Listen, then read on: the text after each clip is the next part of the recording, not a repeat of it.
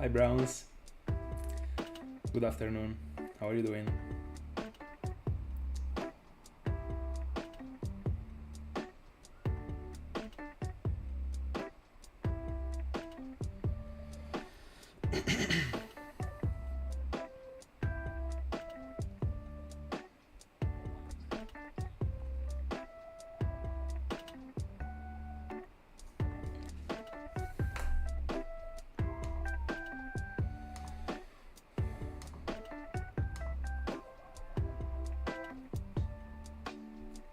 Let's begin.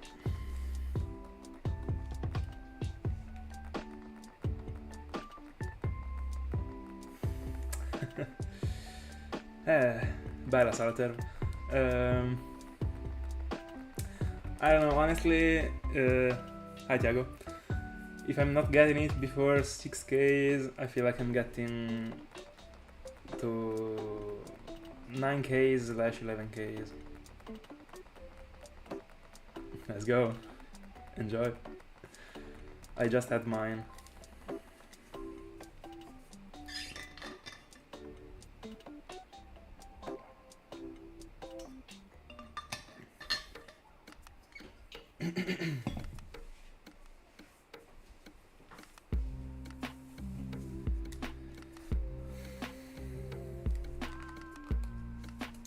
By the way, very soon, 5 digits on the total. Let's go. I just said that if I'm not getting it within the end of the 5Ks, so before getting to 6Ks, I will get it like around, in a range between 9Ks and 11Ks. That's what I feel like, honestly. I would be accepting it coming earlier, I would say, without any problems. By the way, Salater, what is up with the Articuno? Thiago, what about the Zigzagoon? Did you get the last one?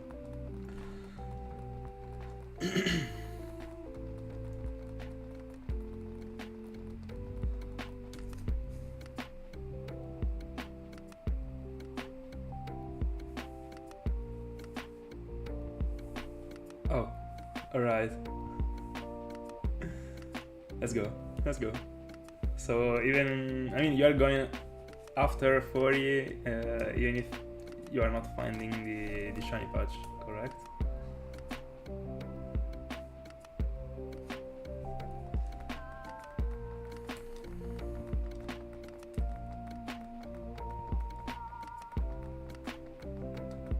Fair enough.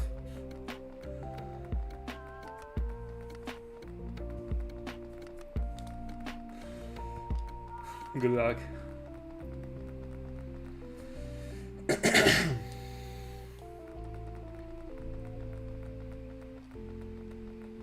Let's hope that Tepig will be more friendly.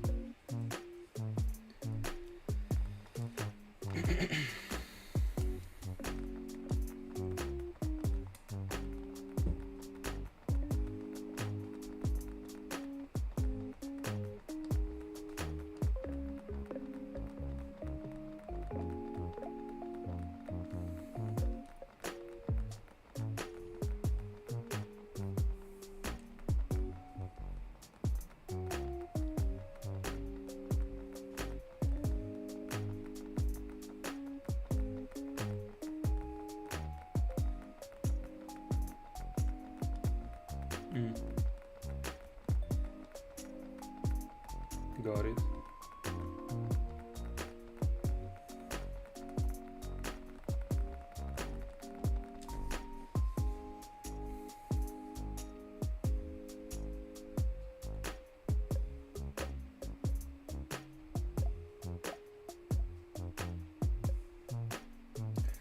What is your goal with the chain? Would you like to get to 100? I never got that far, but I've only tried to get that far twice, so I'm not even bothered.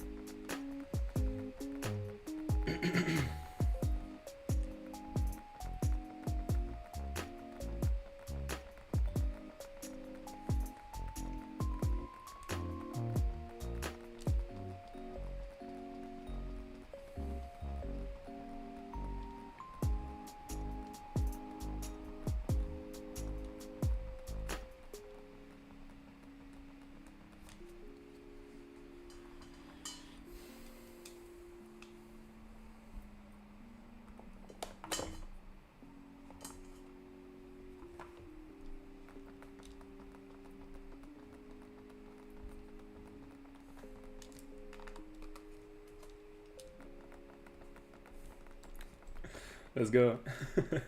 enjoy the dinner, Browns. By the way, in the US, isn't it like the afternoon right now? Or like, are you referring to the lunch?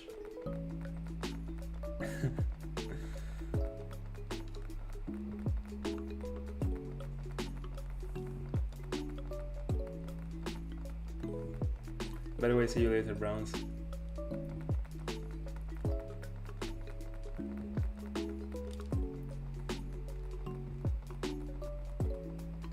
Oh, just because every single time that Pokemon was joining, I mean, I was always saying good evening because in Italy it's evening right now, but I was like, I should actually be saying good afternoon if he is from Mexico.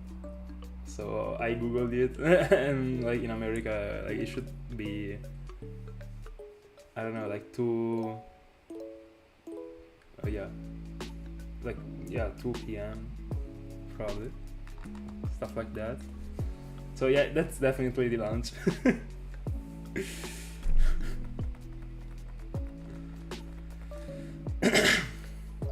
Yo. Huge. I never got anything that close.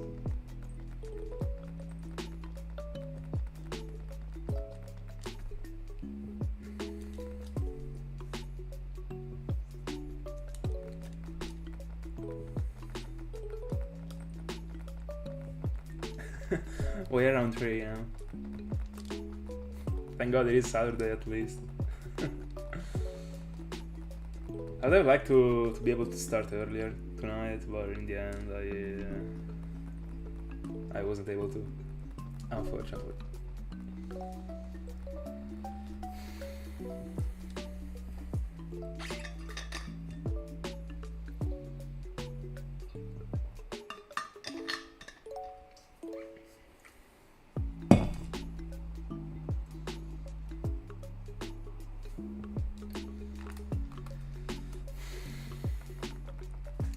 Away from 10Ks, well, of course.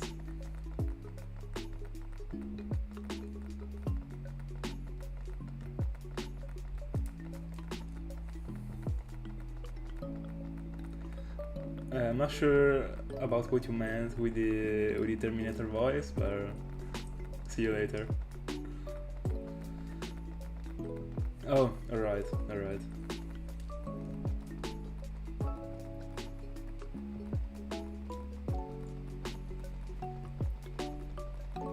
By the way, let me Google the exact time in the US right now, just because, so that I will remember like with accuracy in the future.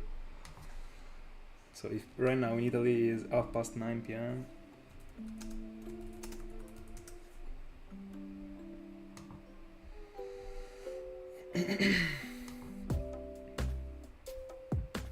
It should be 3 p.m. I mean 3 p.m. or stuff like that in New York. I checked extremely quickly, but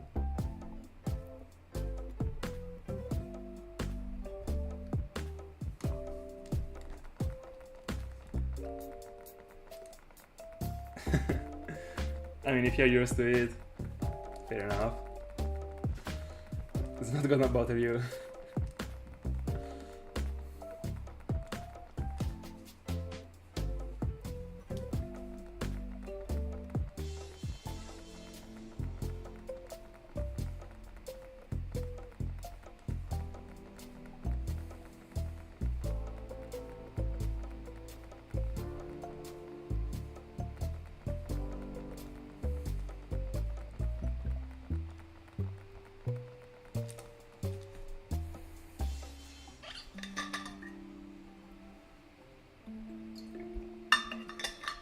By the way, before starting this session, I forgot to fulfill my water bottle, so it might happen that I will have to go and refill it.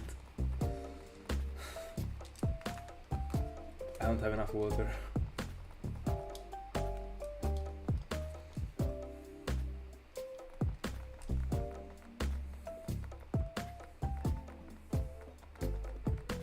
Yeah. Seven cans to go.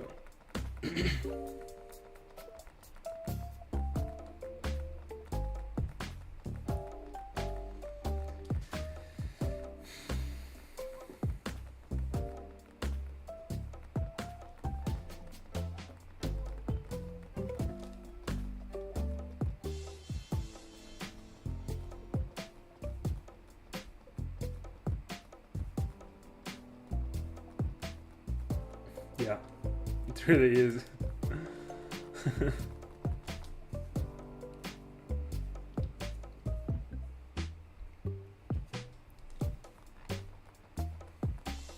By the way, like especially after having eaten a pizza, like in particular, I couldn't live without at least a liter of water.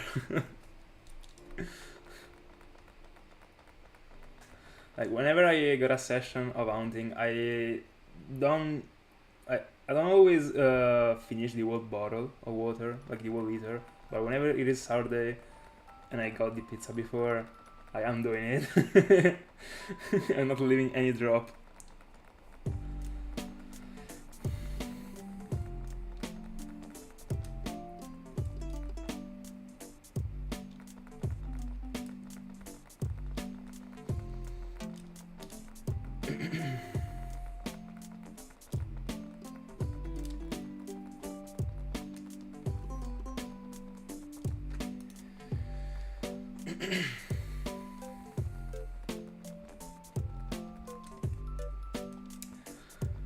I really needed to get up because I was thirsty, but because I had to go to the bathroom because of how much water I drink during the day. Yeah, like every day, like since I started to drink 3 liters per day. That's pretty much a torture, but I mean, let's go, keep going.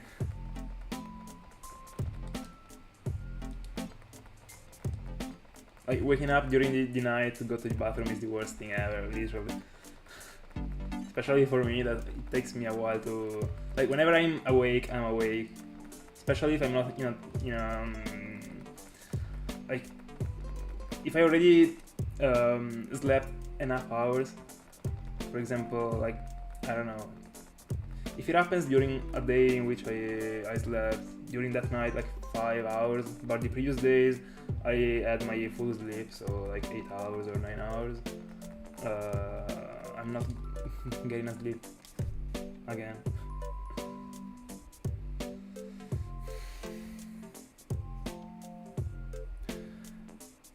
It pretty much happens to me just because, I mean, right now, like whenever I do the hunting session, I always drink the liter of water and then I go to bed.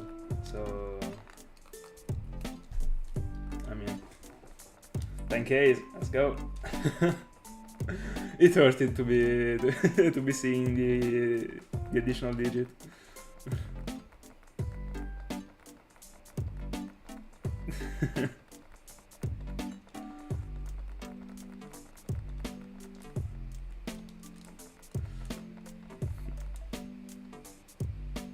I mean, Saturday.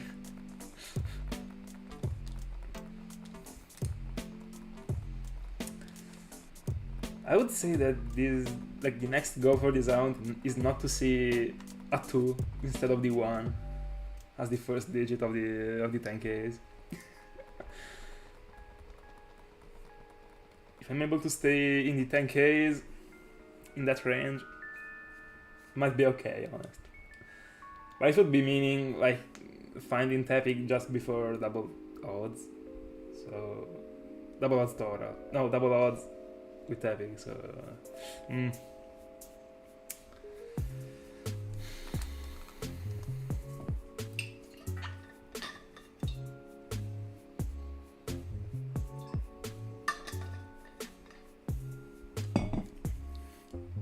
Bro, huge.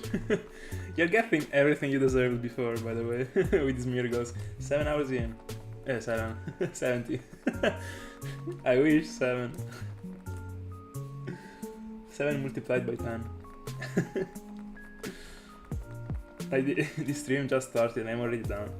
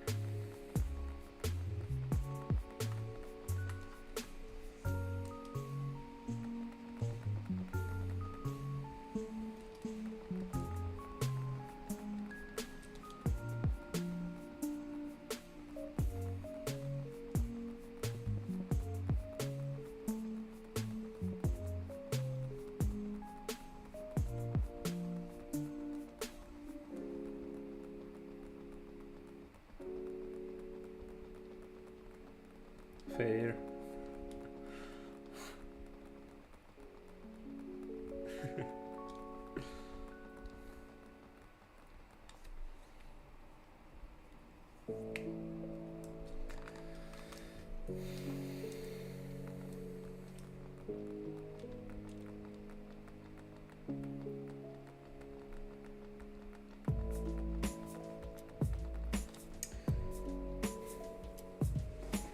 By the way, give me a second. Let me see if I...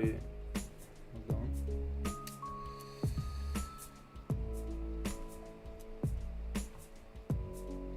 Should I zoom more the face cam? Like this?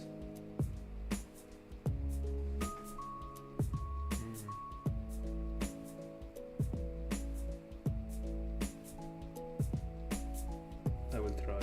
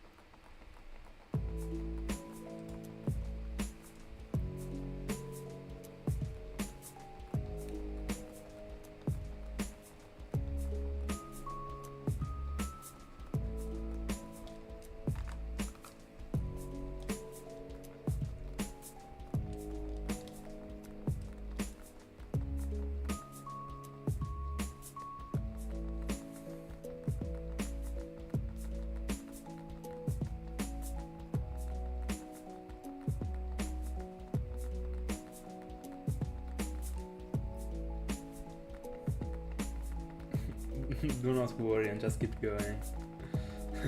I won't be that paranoid about the percentages. Just try and always do the safest thing you can. In the end, it is just a chain. You can always do another one. Not this many last this much, but I mean.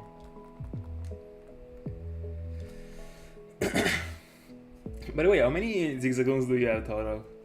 Shiny, of course. Shiny zigzagons. Did you count it then so far? Did you lose the count?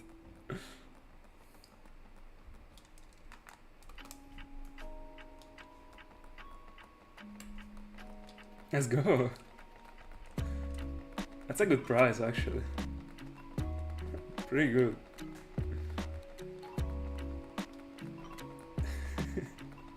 Unexpected info, but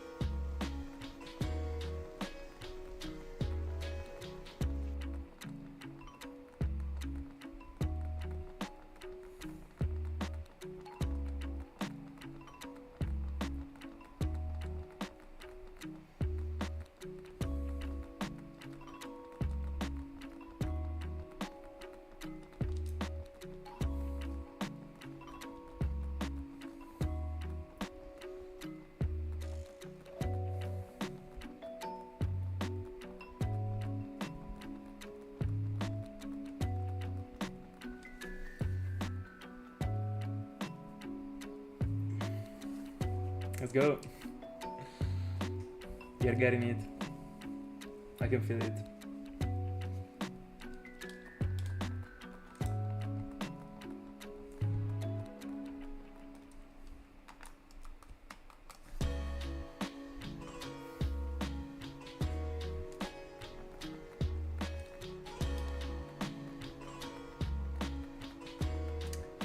No, my record is way lower than that.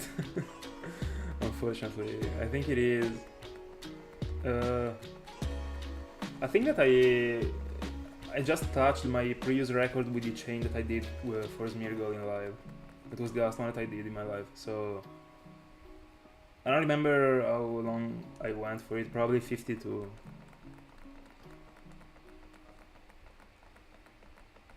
I would say. Because I think that the longest one was still like the same number, but it was for Geodude, I think. No. Let me see. I don't think I've ever touched the 17. Getting to 100 might be the only reason for me to touch the Pokéradar again. Let me just see from the lives.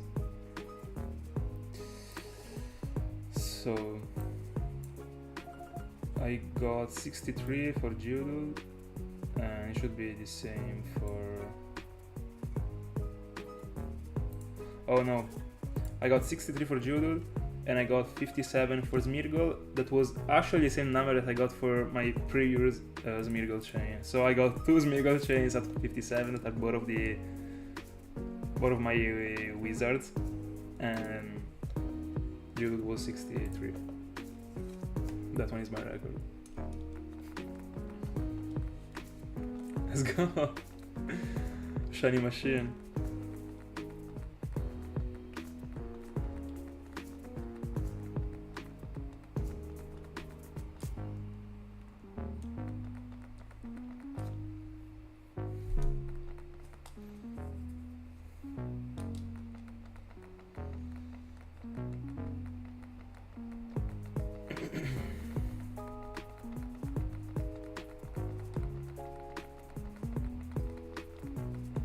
That's true.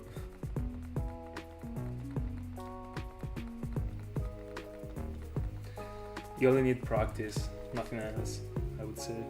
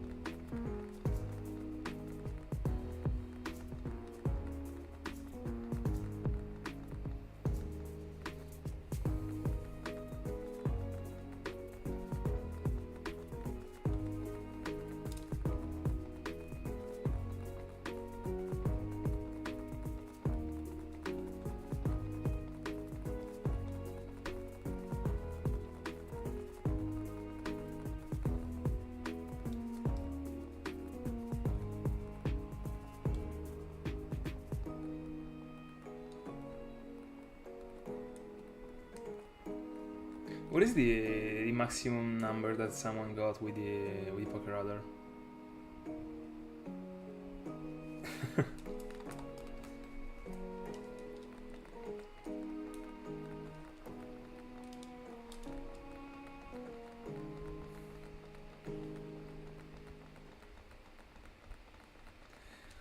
I'm wondering if someone has ever got to 200. Imagine if there is a maximum for a chain.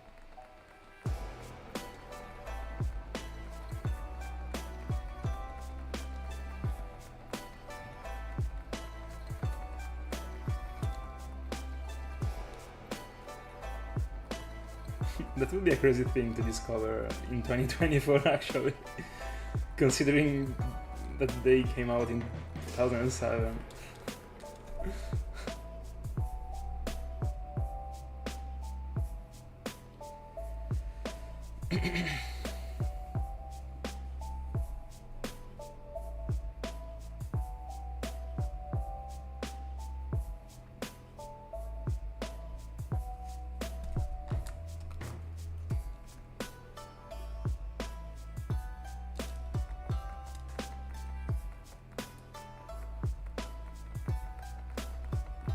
Fair enough.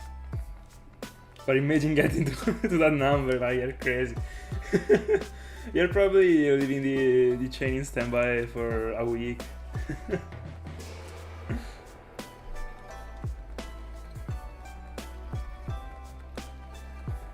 With everyday grinding, of course.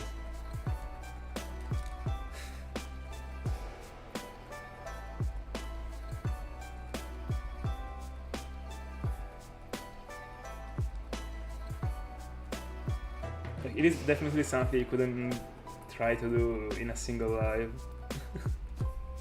That's what I was thinking about. Try to break the game. Yeah.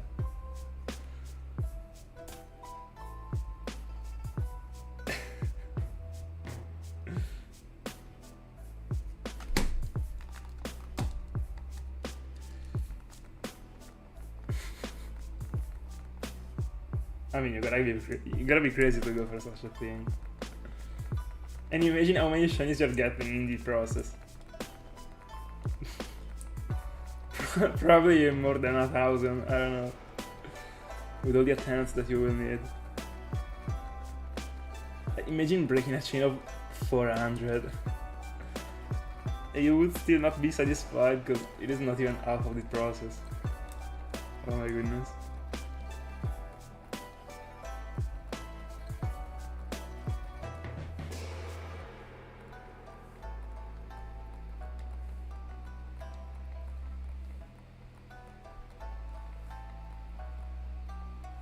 Yeah, you would have to defeat them, for sure.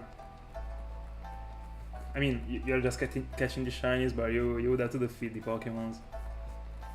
But like, if you're getting to the chain of 700, you might be catching the last ones, I guess.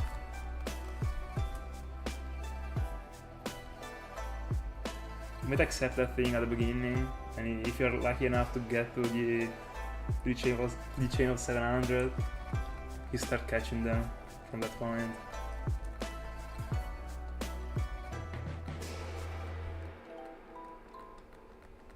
I mean, I guess you're just soft resetting. Like, there is no way, you would also have to farm the coins again, like, it would be such a waste of time.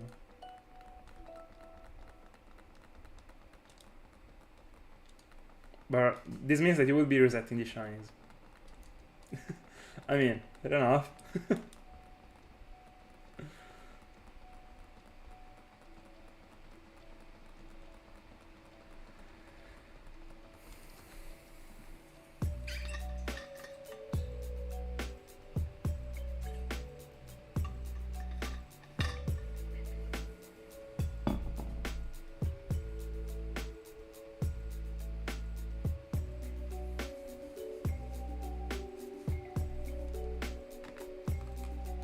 By the way, I have a little bit of a shiny feeling tonight.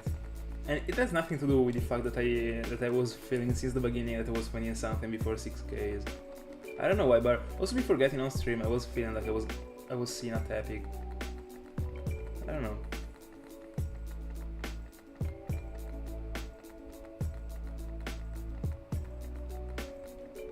Oh, what is happening? Drop a little bit of a coverage. I forgot that you were also going for a randomizer in black and white. Is it still a linked randomizer? Like, I don't know the actual name. I don't remember. Like, I used to play with your cousin.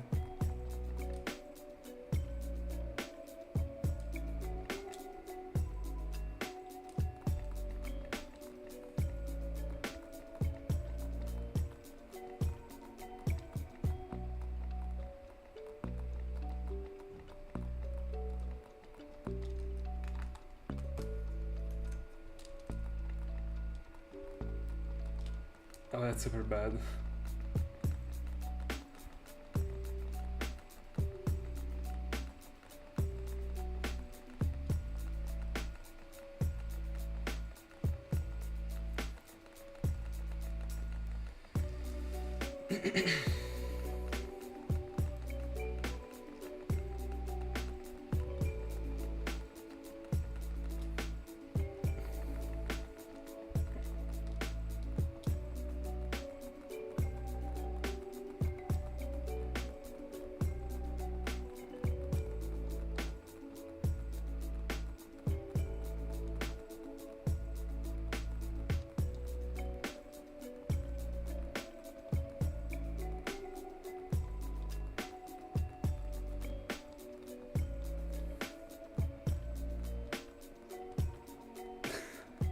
What a curse. Oh my goodness. Did you get any legendary yet?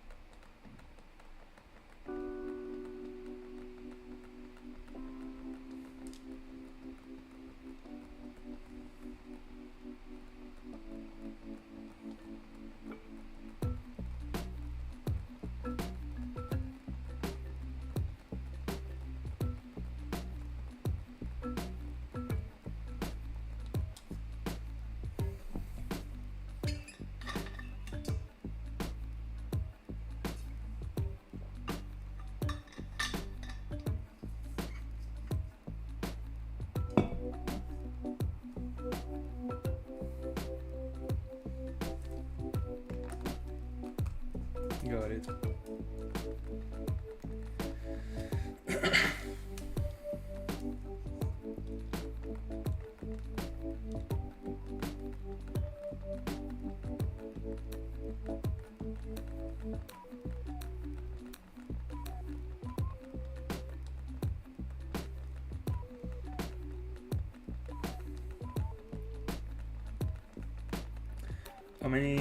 How many losses in total so far?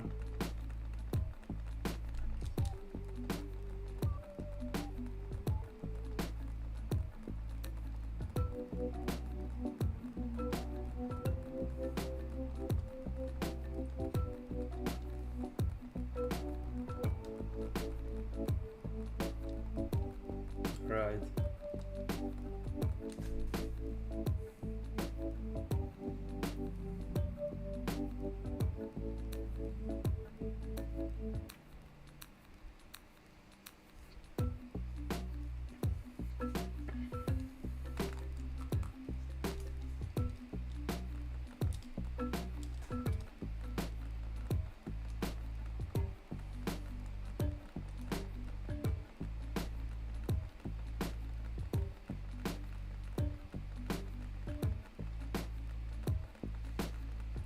I mean,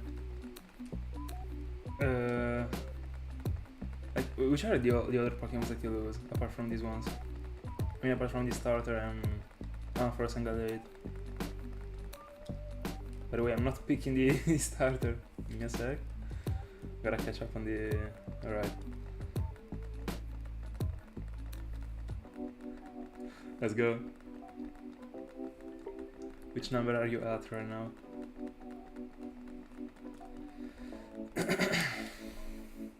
And by the way, what are you gonna do after this freaking chain?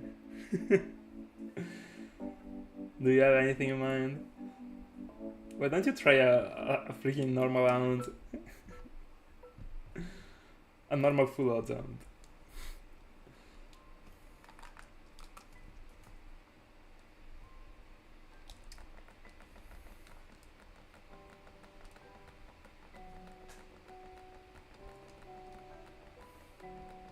Oh, true.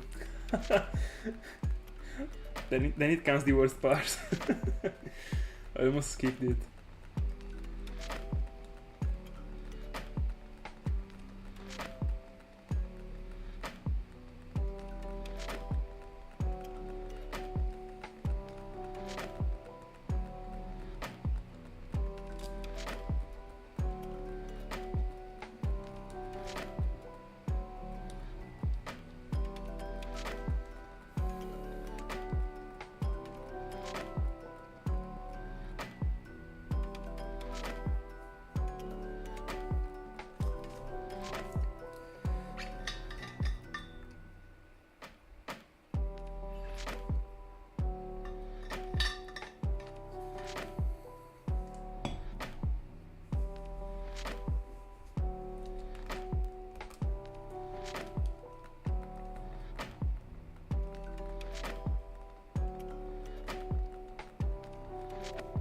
Oh, Dragonite, that's unfortunate.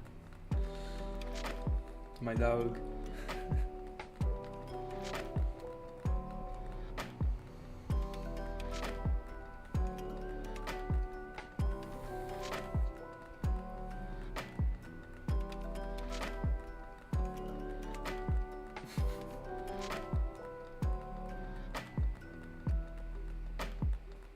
Was it? Are you gonna catch it for a future playthrough?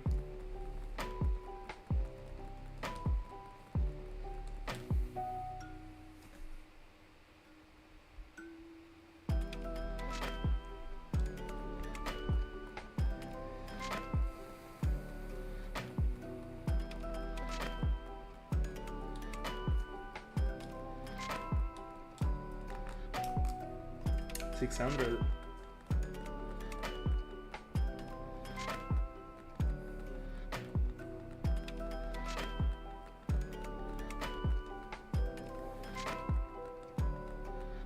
Let's go. Let's hope for it not to break it like right now, like you are almost there.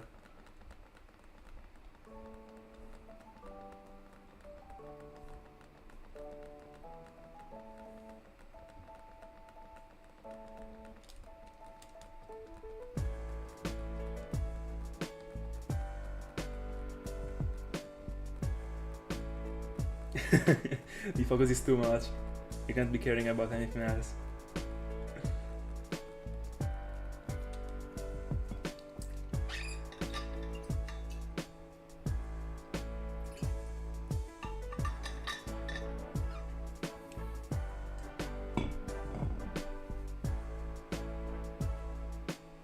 Oh.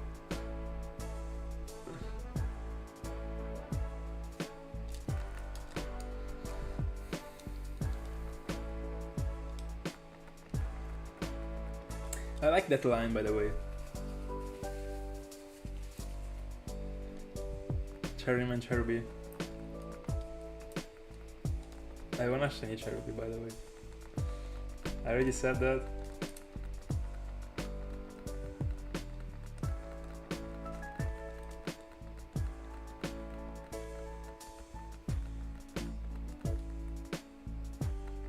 I have no idea about the moveset of Cherry in general.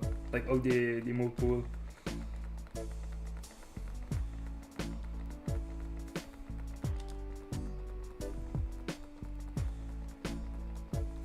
What is the reason behind it?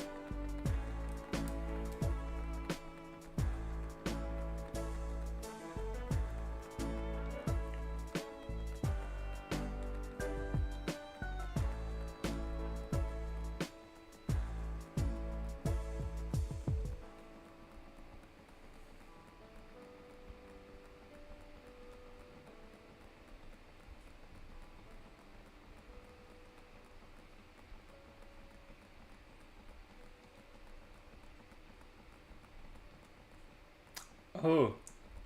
Oh, yo. Cool. That's actually cool.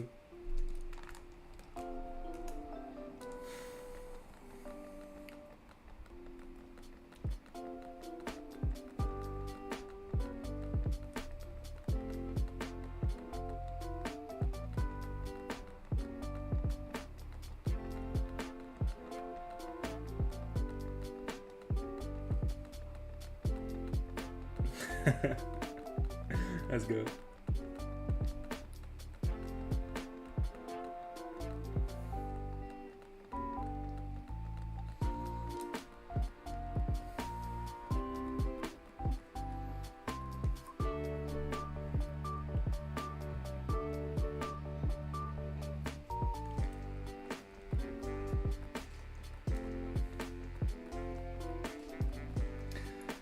I bet that after this experience you will be buying like 900 before starting a chain.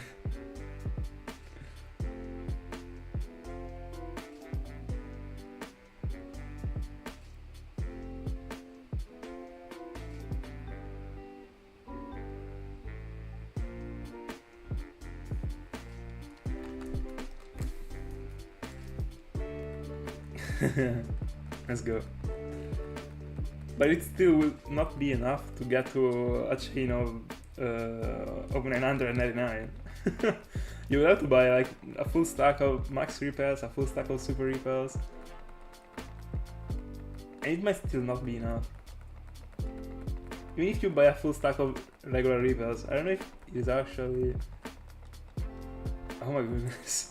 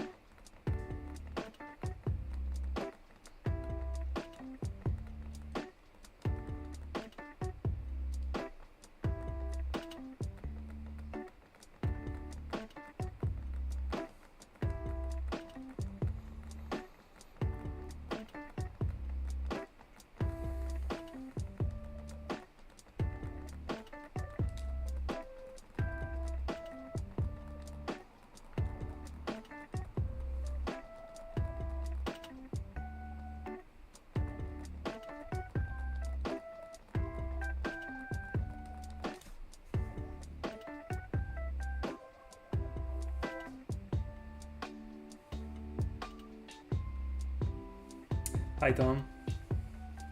Good evening.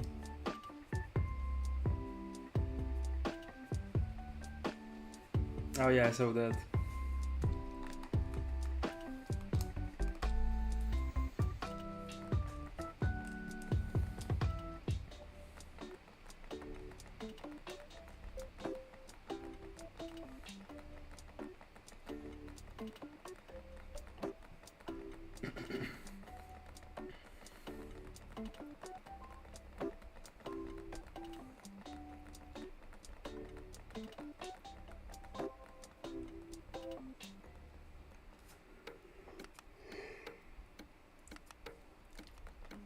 Who is the one between those two teams that you'd like the most for DW?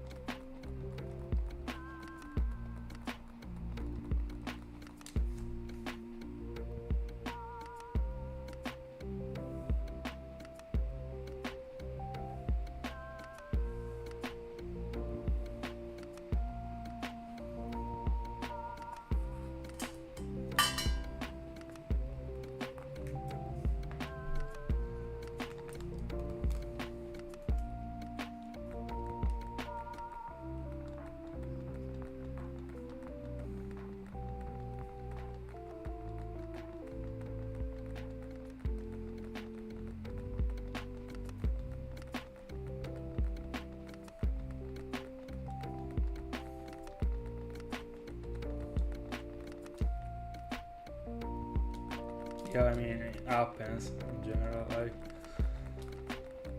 the result is oddly related to the actual performance so many times.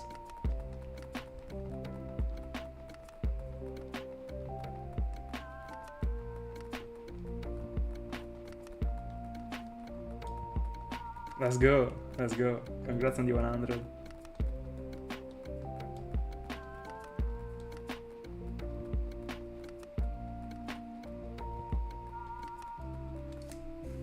You should nickname it 100 or like chain 100 or something to remember about it.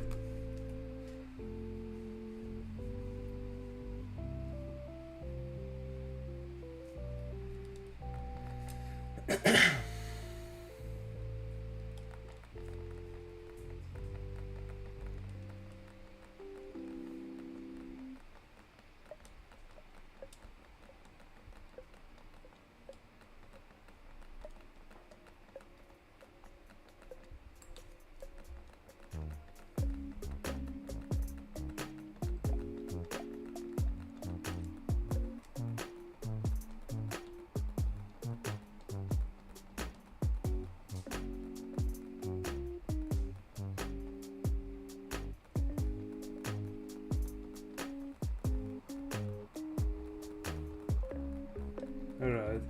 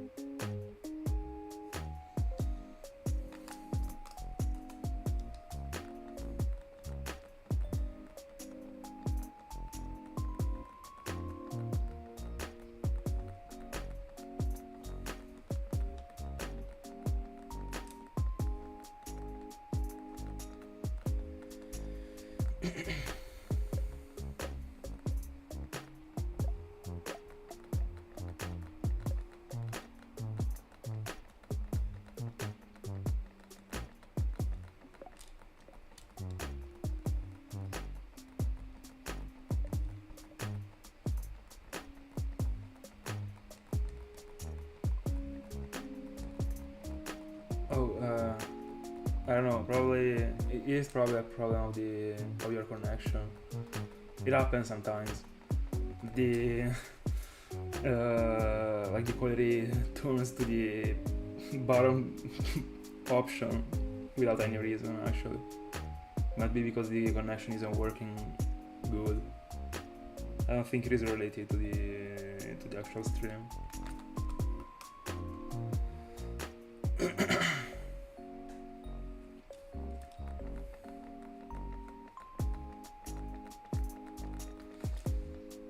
By the way, I wanna see if there is another cool way to hunt for a Cherubi without having to use the Oni.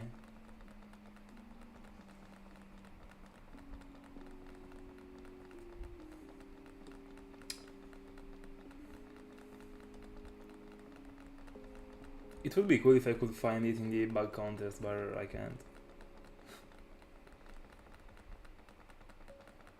As soon as I get to the encounter, I will try and Google it. Maybe in the Safari Zone, I don't know. In Argon Soul Silver. Let me see.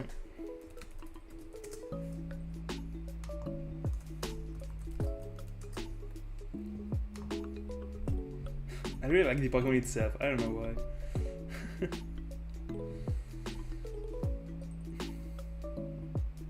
Oh yeah, with Edbat in the national park in Argon Soul Silver. I didn't know that. Let's go.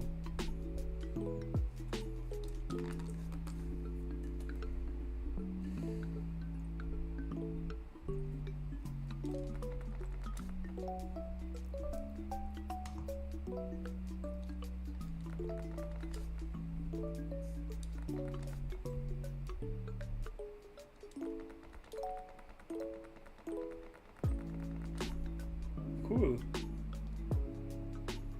And I can potentially also get a Roomish. I might I might actually phase on a Burmy. Oh my goodness. Let me track down the thing that I will keep it in mind.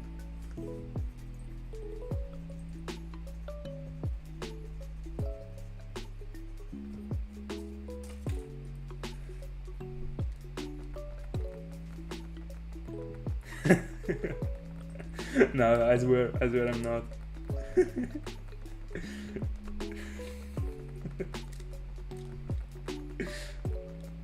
That would be funny actually.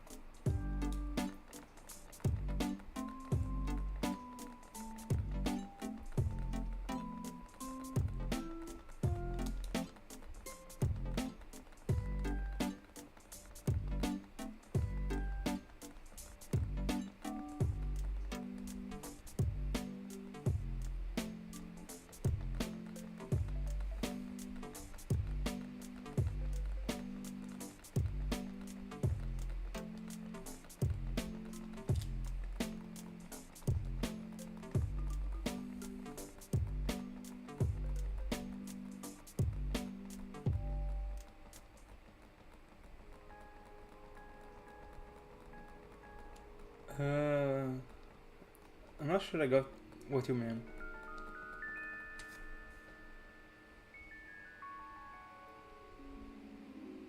Oh, don't find. Alright, now I got it.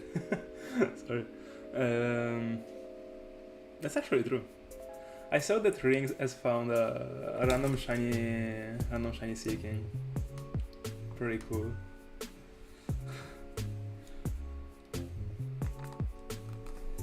But I mean the last shiny apart from the seeking that Ring has found was almost in live, wasn't it? Like the Rarita.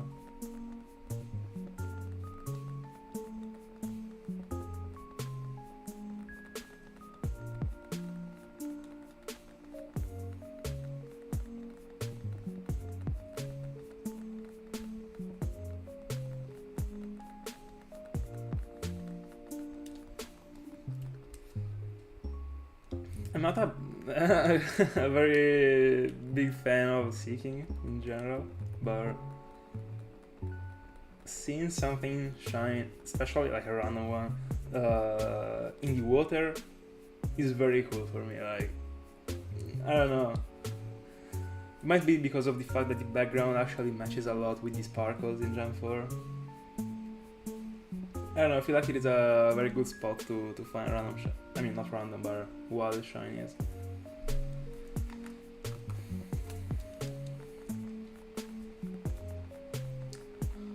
I mean, especially in Earth Gold and Soul Silver. Like in Diamond and Pearl, there is... I don't know why, like, the background is also pink sometimes. I don't really like that thing. Hi, Yari. Yeah, as always. Right now we are still on Tepig. I actually had the feeling of finding Tepig between 5Ks and 6Ks at the beginning of the phase. So let's see if I spoke true. But I don't know. I'm most likely seeing it shining like between 9Ks and 11Ks, honestly. I don't really feel lucky for this round.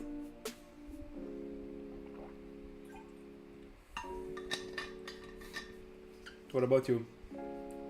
Are you hunting for something right now?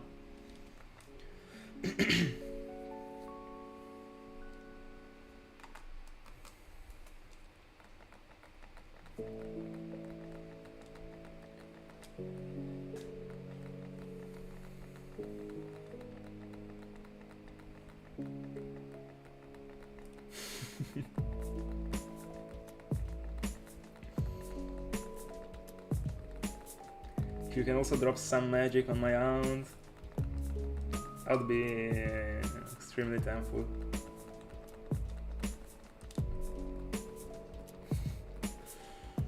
But I already got enough magic, I would say, with the first two phases, so I should stay quiet.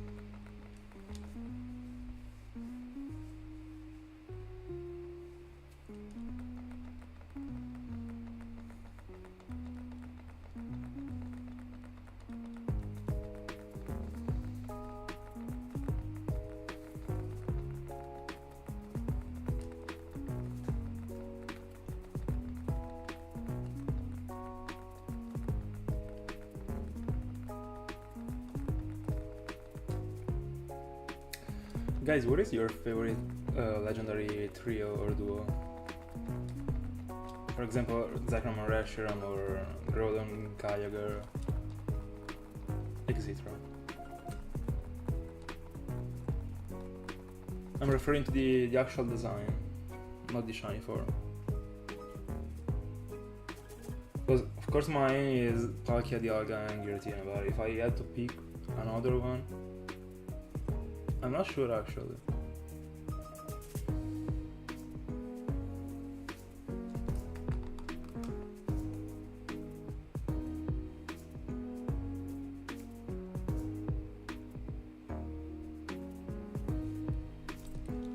Probably Lugia and OO. But I don't really like OO. Like I do like it, but I don't actually like the colors in the regular one.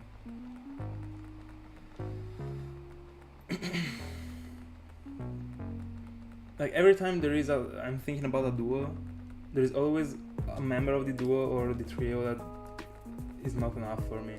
But it's something that doesn't happen with Palkia, Dialga and Giratina, for example.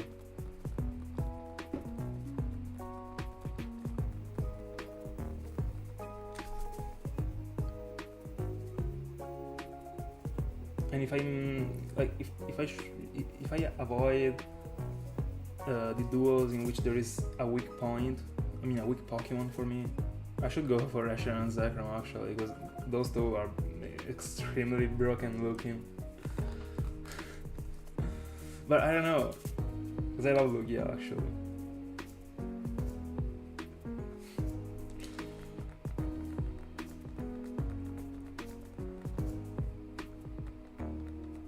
And by the way, Lugia is one of the Pokemon that I started to appreciate more once I grew.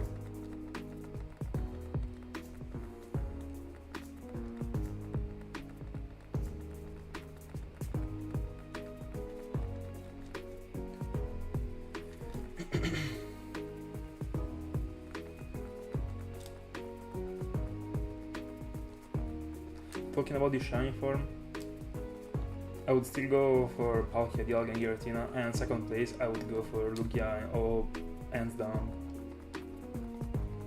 OO goes from being the weak Pokemon to be an extremely great one.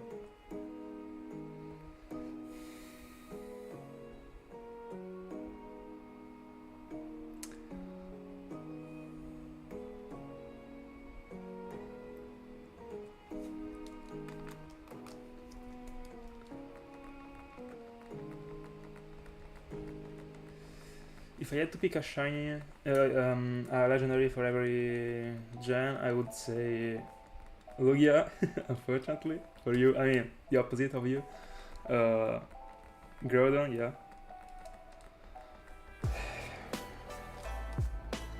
So between Dialga and Palkia, I prefer Dialga. But I don't know between Dialga and Giratina, actually. I don't know. It literally is a choice I can do, a decision that I can make. Second one, Reshiram. Growing, I started to like Reshiram more. But the shiny form I prefer Zekrom. So, but I would say Reshiram probably. I don't know. Yeah, it is too tough. Like. Why am I putting myself in this bad spot? I don't know.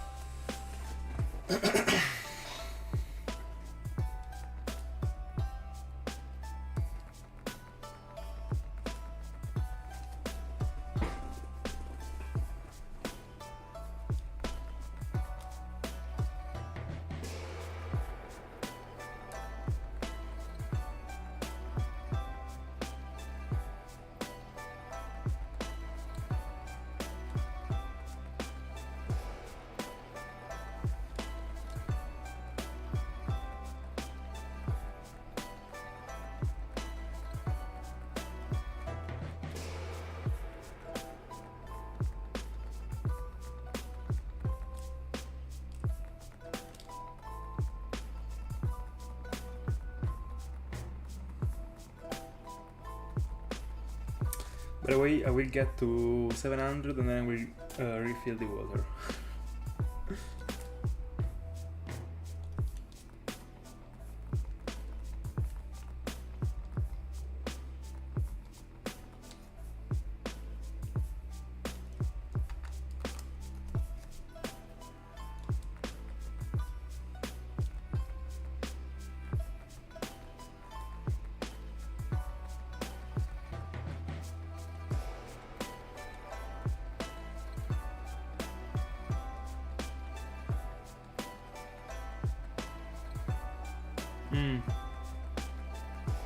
Good point.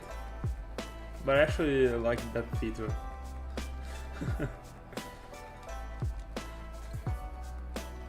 But it is horrible to have to choose between one of them in general.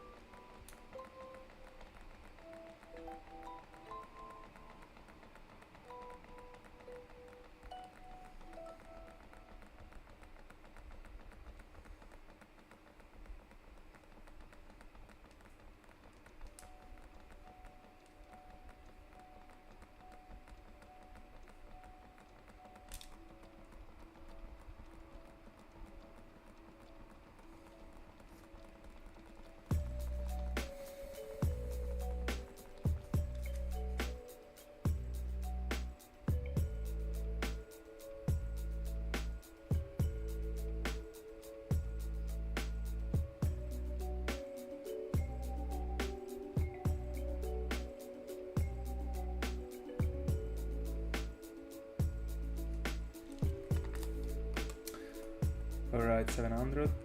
I will just get to refill my water, so give me a second.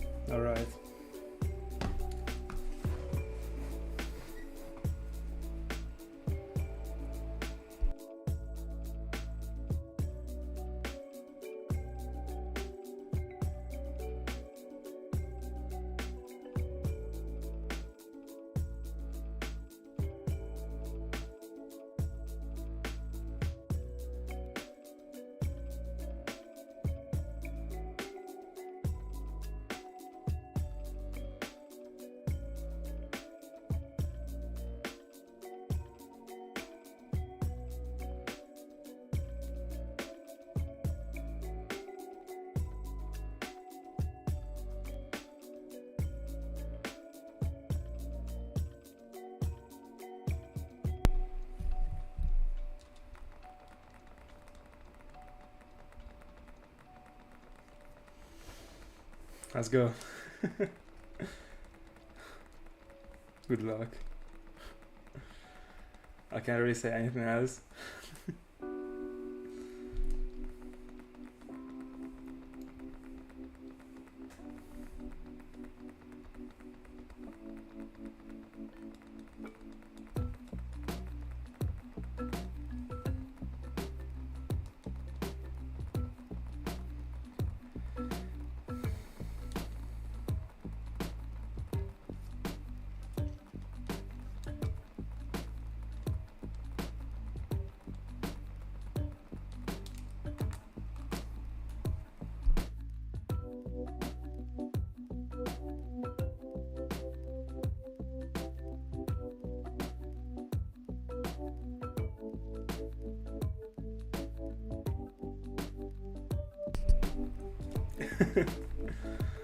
Yeah, you're definitely not having the best of luck.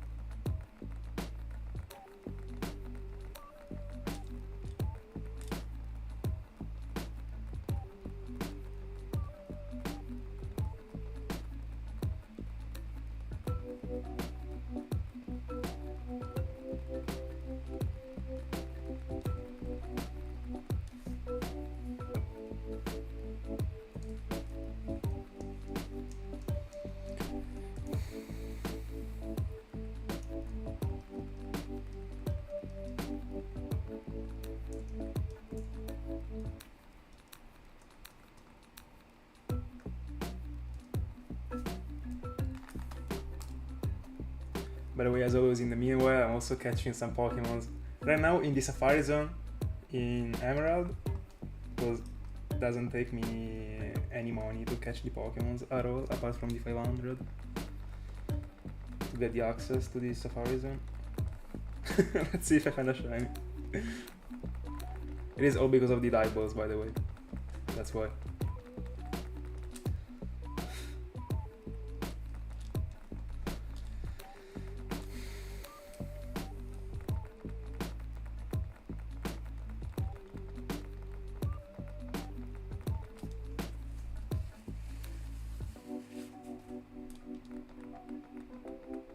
For sure, even more, I mean.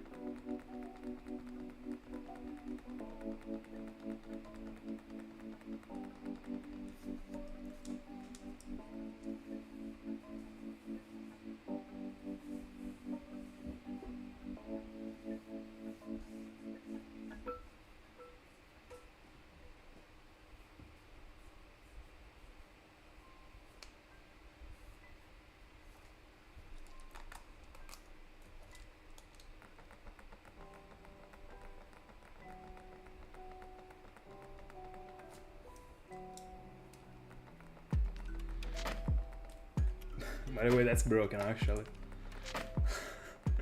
But you're doing 30Ks in a month. It took me 3 months to get to 30Ks for Larios. No, I don't. Let me see. I'm not sure. So to get to 30Ks, I was also double hunting for Larios. I started on January and I got to 30Ks.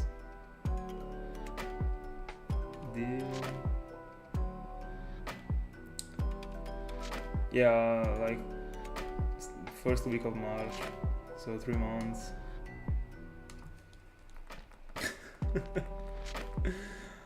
I was with double of your devices. It took me tries.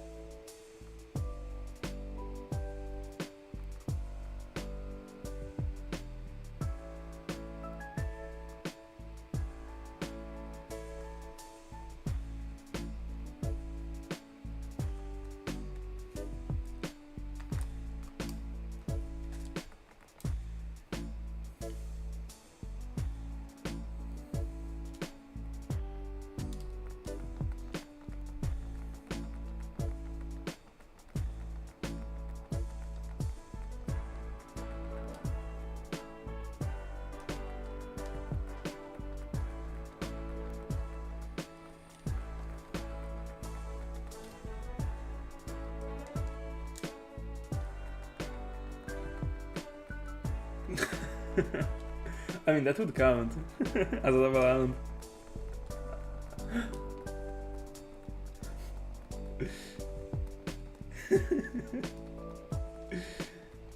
Imagine doing a 24 hours hunting.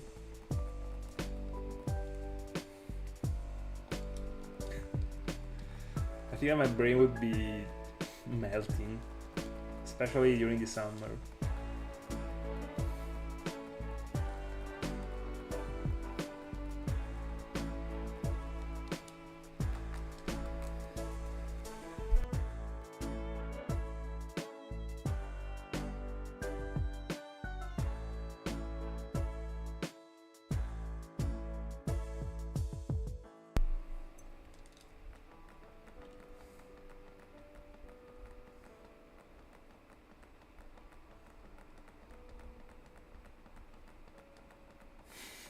Still more than my maximum.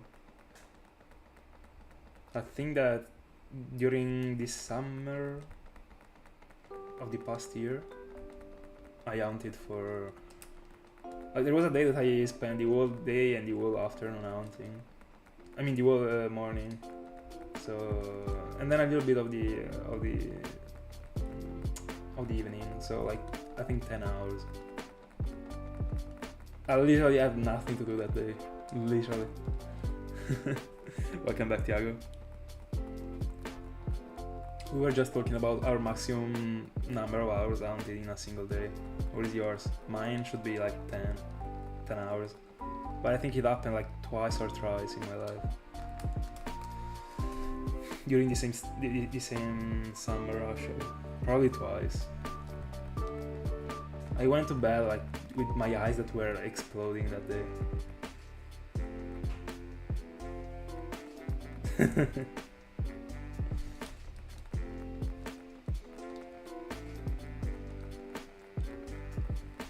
Let's go.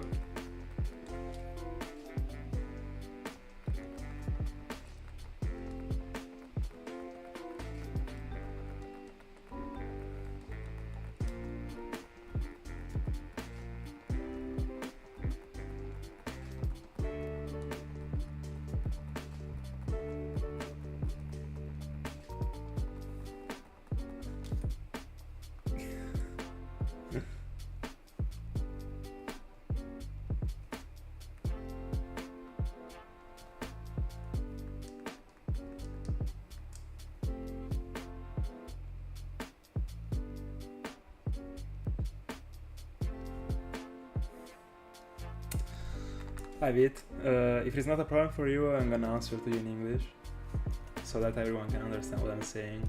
By the way, he just asked me the longest time that it took me like a single reset in an hound. The longest one, I don't know, cause this one is taking 1 minute and should be the same as the Sinnoh one. And I think that the roamer, I mean the roamer mass spree that I did was taking more. Like sometimes, like it changes actually. It's not always the same. There were times in which it was taking a minute, sometimes 40 seconds, sometimes 2 minutes. It was pretty strange, but I'll probably say mass spree so far. And Cresselia would be the same thing in January, unfortunately. What about yours? I mean, by the way, was this one the actual answer? Like the actual reset? Or do you mean the whole journey? I'm not sure what you meant. Because if you're referring to the whole journey for a single shiny, it was Larios that I just found like 3 months ago. It took me 4 months. I would say like more than 200 hours of game. I mean 200 hours of game and 46,000 soft resets. I don't know if this one was your question, but I answered to both of the things just in case.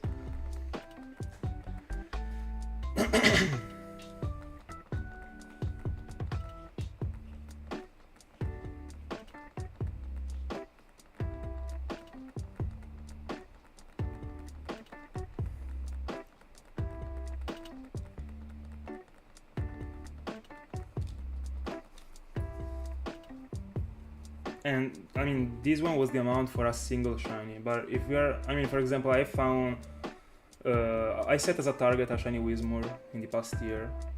That was at 30% in the route. So I found so many shinies before finding Whismur. But in total, Whismur was my target, and it took me 80,000 encounters. So I don't know if that one might be considered my longest actual hunt. But to me, Larios my longest hunt. But if you wanna talk about the actual target, it is Whismur.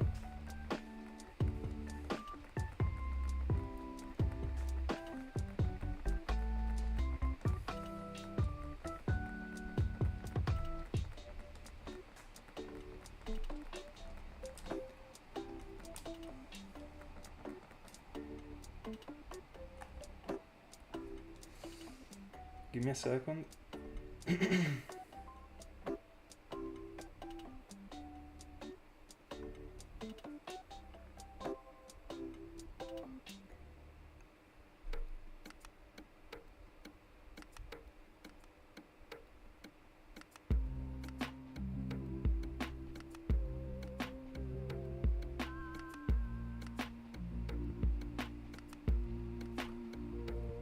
All right.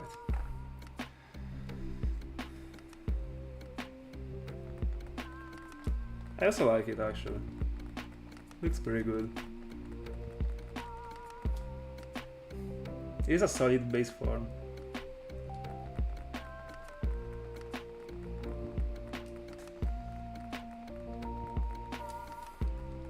And in Gen 4 it looks extremely good.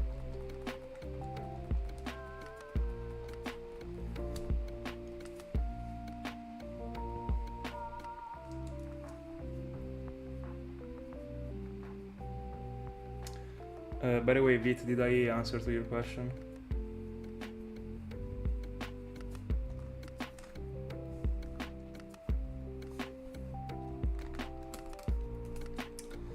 $10,200 total. Let's go.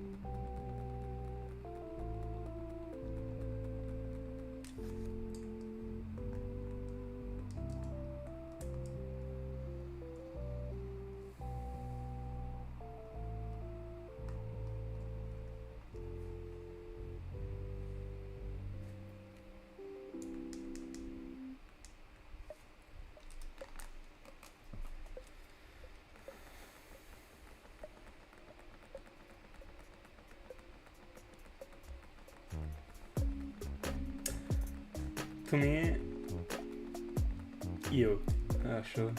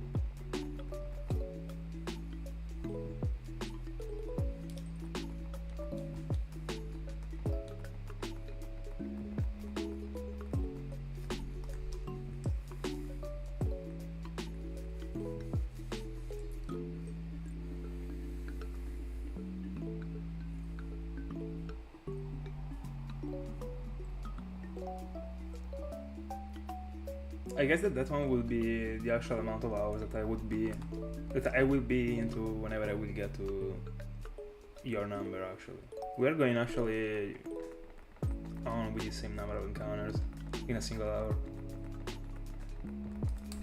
like around 150.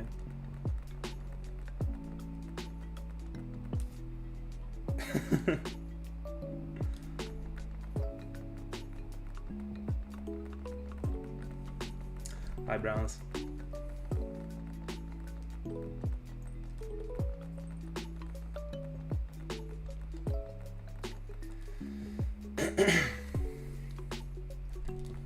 He's around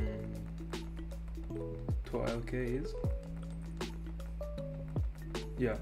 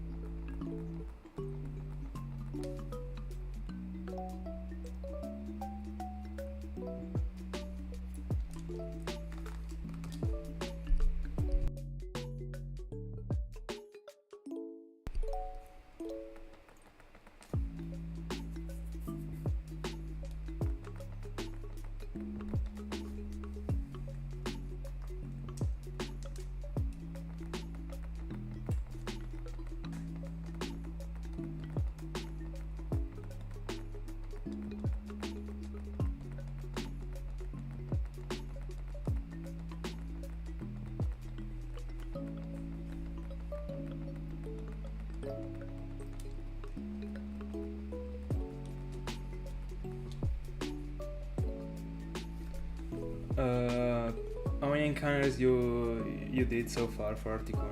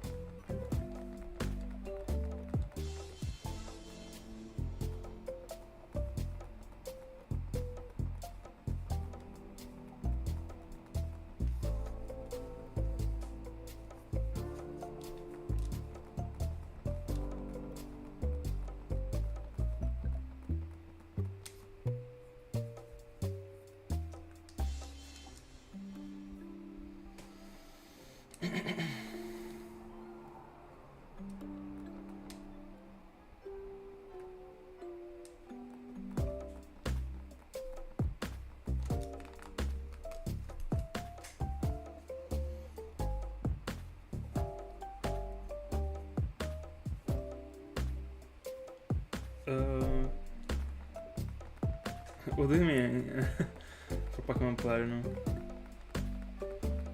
I mean, I guess you can use it with every Gen 4 games at this point.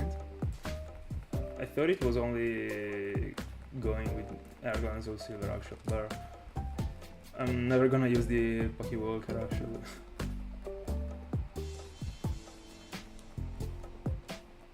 Oh, right. Then I was assuming correctly, right. But no, sadly I'm not gonna use it.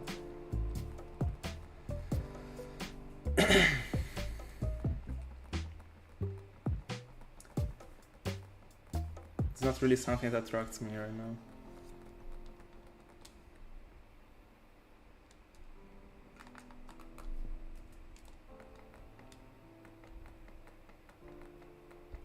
Oh, alright.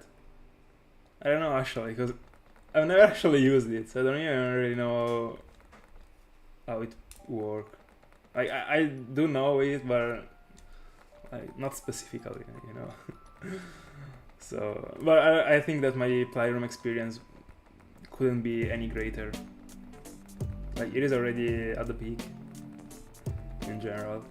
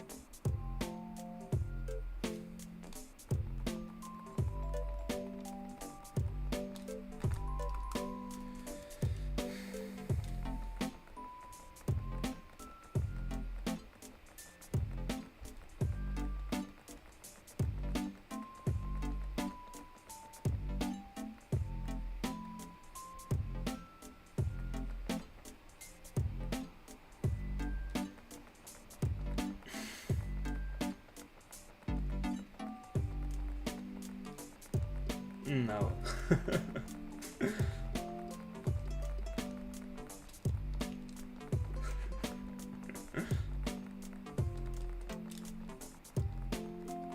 And I would actually have to remove the shiny lock because like I couldn't care less about the Pokewalker if it is also shiny locked. The only reason why I would be using it would be for the shiny, but it's not the type of amount that I like, honestly. And this means I will not use it.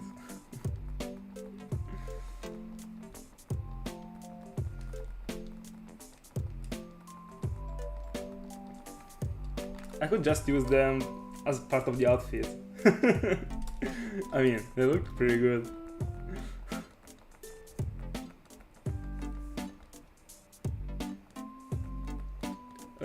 I've never done it so far. I don't really know actually, but whenever I will be doing it, I still have to actually see how to do it without using an action replay actually. But I think you can do it from the PC somehow, I don't know.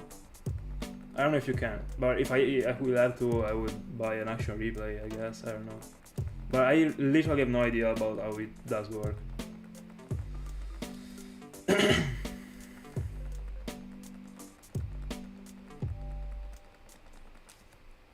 But I was actually referring to the games in general, removing the shiny lock, not to the Pokerada, to the Pokewalker. Like, I guess it is different, as Tiago's saying, but I know nothing about it actually. But I guess that with a couple of researches you can find out it, like without problems, I guess.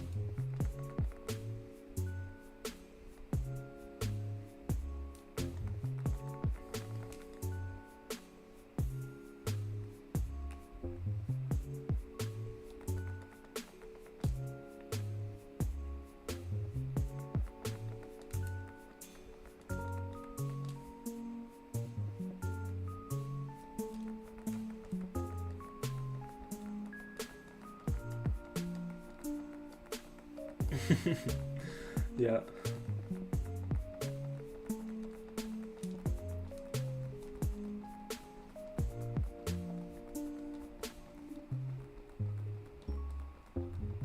It would be cool, but if I was put it in like around like on the belt, like there is this shirt over the belt, so it wouldn't be visible. But I don't think I would be actually walking around with it in general. Like if I was ever using it, I would keep it in my pocket as Thiago does. Also because I only got one of the things that make it be attached to a belt or whatever. No. Still GG's. 115. Very cool.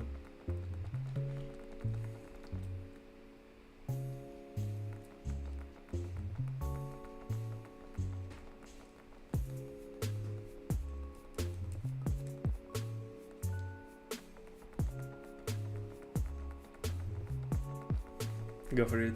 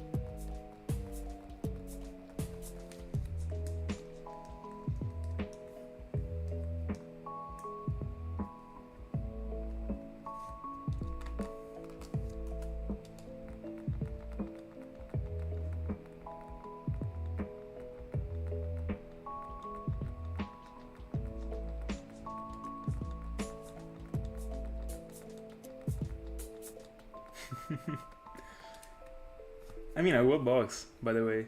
30 spots.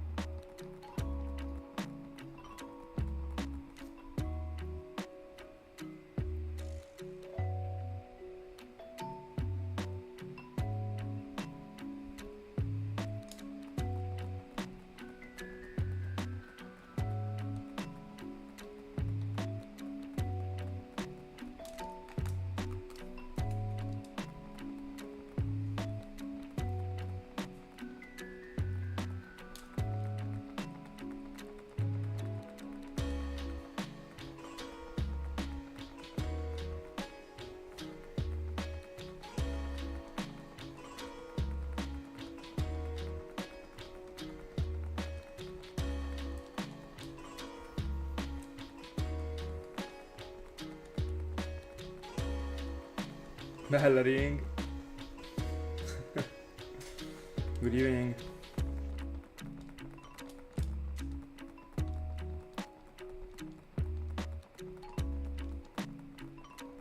Pretty good, pretty good. Congrats on the seeking, by the way.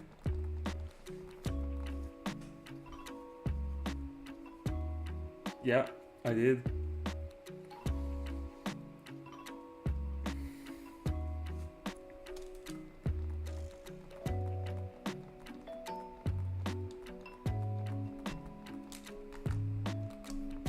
Very cool to.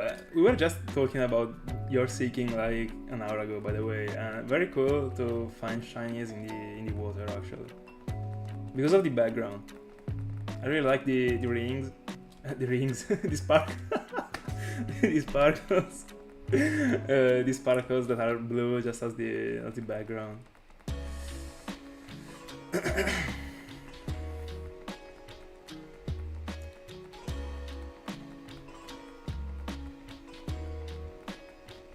Let's go.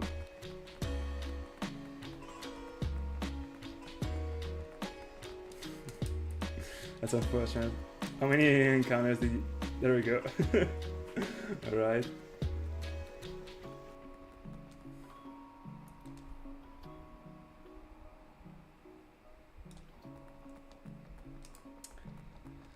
I feel like I would be following your path by getting to the odds with his own.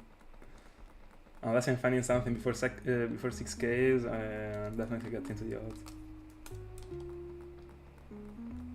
Yeah, I guess. By the way, I told you, you should be freaking counting the encounters when you're EV training.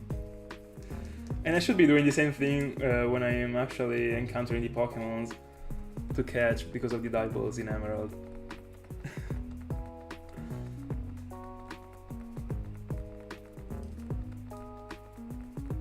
Oh, let's go, let's go. That's another super fast round.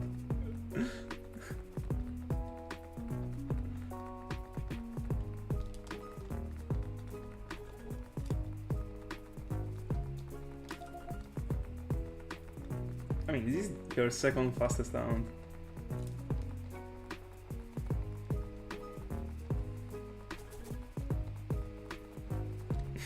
What do you mean?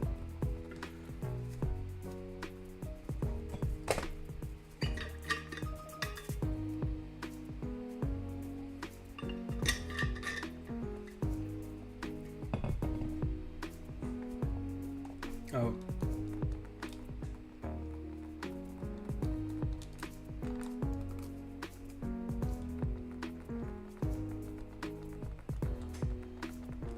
I mean, a shine is a shine. Still good. If it was a Slowpoke, would you have evolved it? Or not? Yeah, that's for sure. I mean, Slowbro and also Slowking. By the way, let me double check the shiny Slowking because I barely remember it. But I remember it was not that different. It actually is. Not extremely, but I would for sure prefer Slowbro. It is, it is. I wanna go for it in the Safari Zone in the future. Love it. Pretty scared to be potentially ruining my ratio so far in the Safari Zone, but I mean,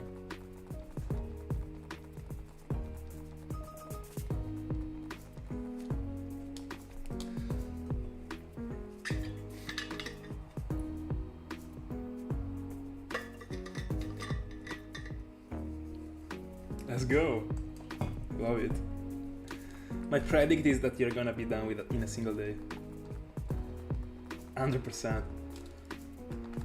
I don't know with how many devices you will be hunting, but it is gonna be insane. Even if you're going for with a single device.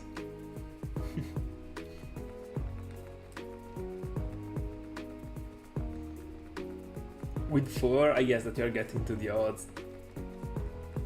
I don't even know, like, it might be faster than the double encounters in the grass for devices with for the electrode. Like, it is insane. I can't wait for you to try it. I wanna see your feelings about it. Probably one of the most insane rounds I've ever done.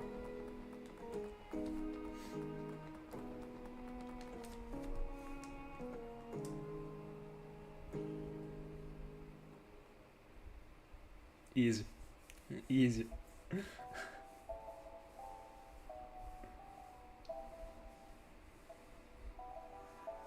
It's gonna be done within the end of the day. 24 hours round.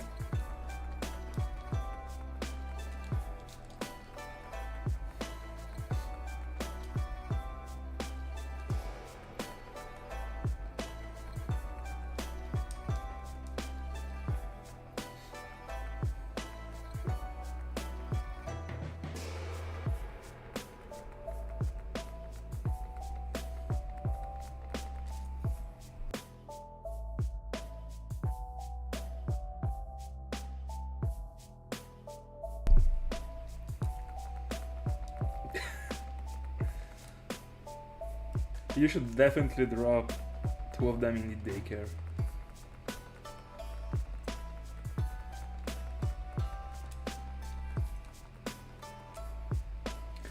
Six lovely zigzagoons. Sparkling zigzagoons.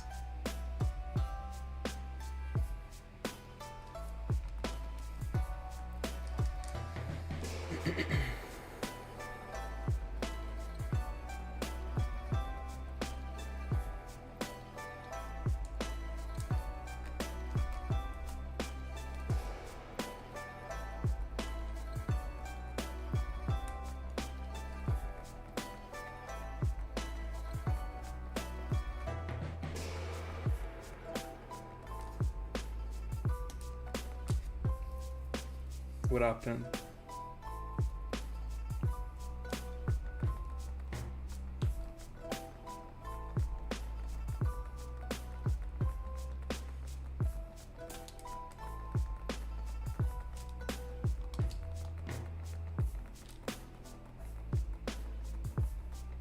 Let's go.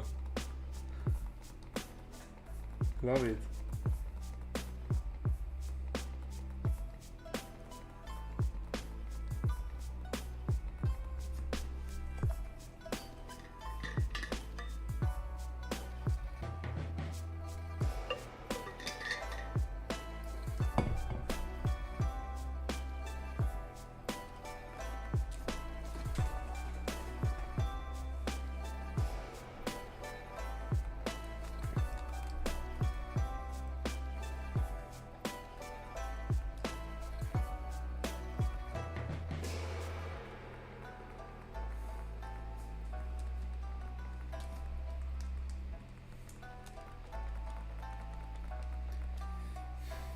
By the way, Ringy, which way are you setting up the hunt for Electrode? What are you doing?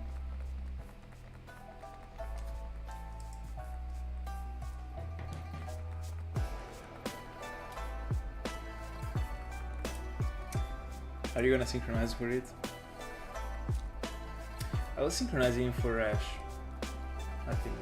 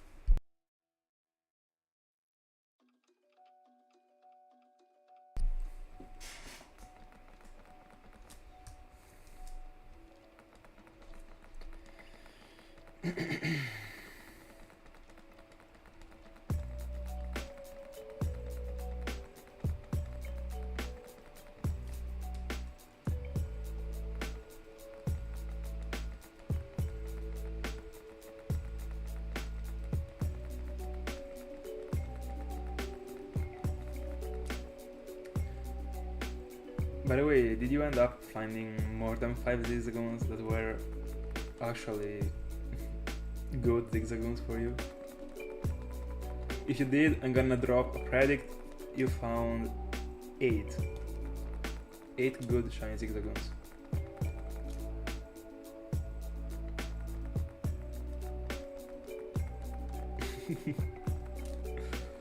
It definitely made you more happy.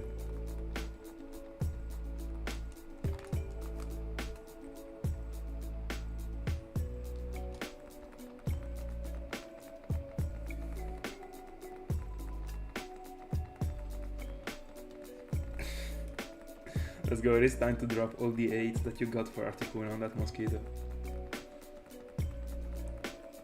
Damn, that was good.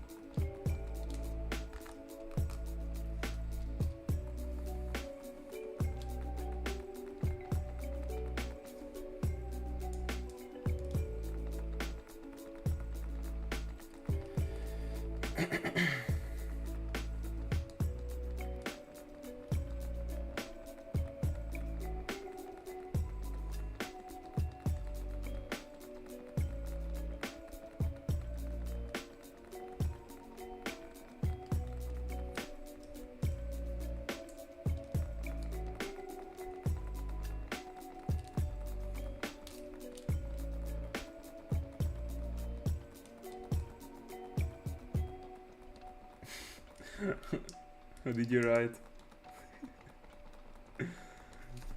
I mean, something that was bannable, I guess.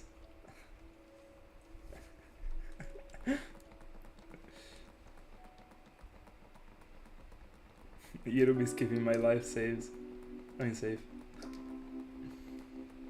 Oh, alright.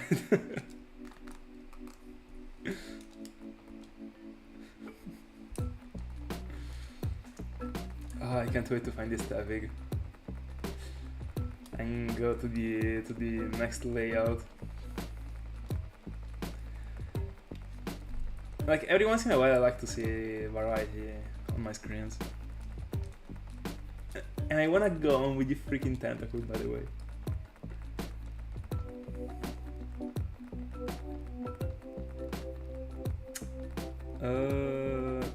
So not to battle and trade, but for the DNS, I mean to unlock the events, yeah. I mean that's what I did, and that's what actually everyone did, I guess.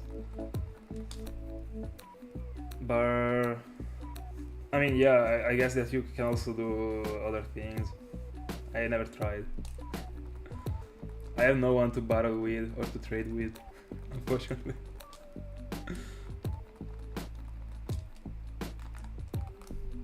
Let's go! Let's go! Congrats! Let's go! Huge congrats! Let's go!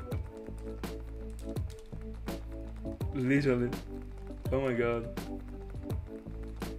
I wanna experience it so bad on stream. Oh my god. One day, one day.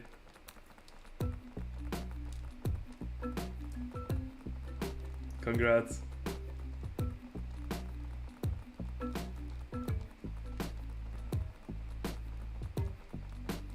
Oh, I mean, true, you can actually do it with like long distance people. True. But not really something that I'm looking for doing. I mean, I don't really care about battling in general.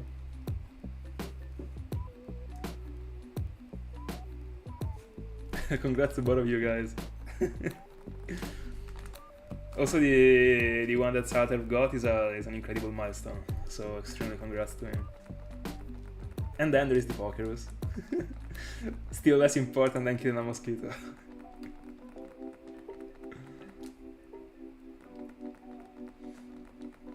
Let's go.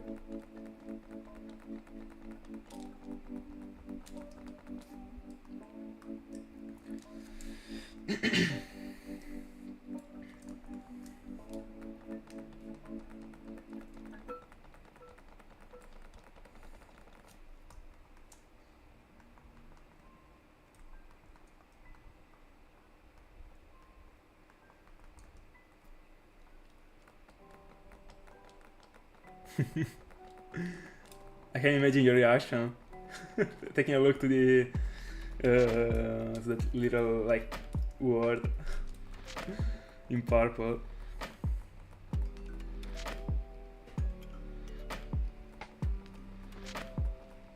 Hi, Eli. Good evening.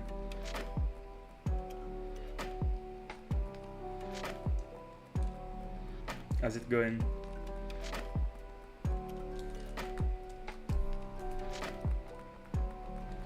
Tiago just found the Pokerus.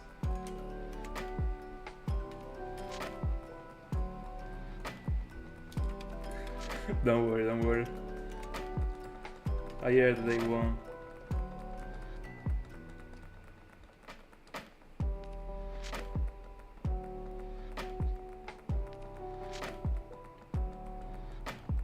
Yeah, it is pretty cool. There's also that little smile that comes near to the Pokemon whenever the Pokemon gets healed. I always like that feature.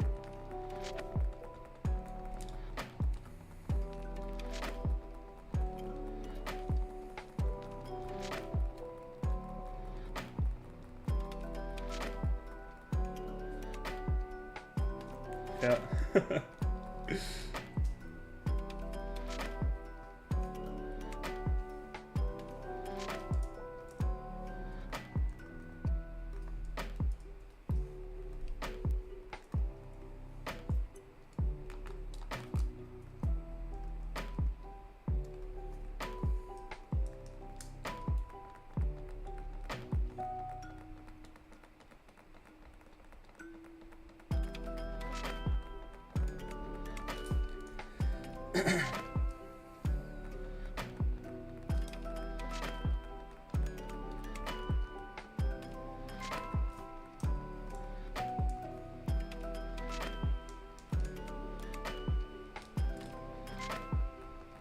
No, it's gonna take years, even more.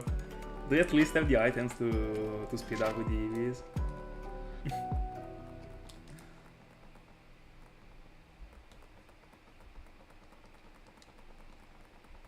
That would be an incredible useful farming to do, actually. It would take a while to collect all the points. Yeah, for sure. But it's gonna be helping. But I mean, if you're training 6 of them, like, it's gonna be the most boring thing ever.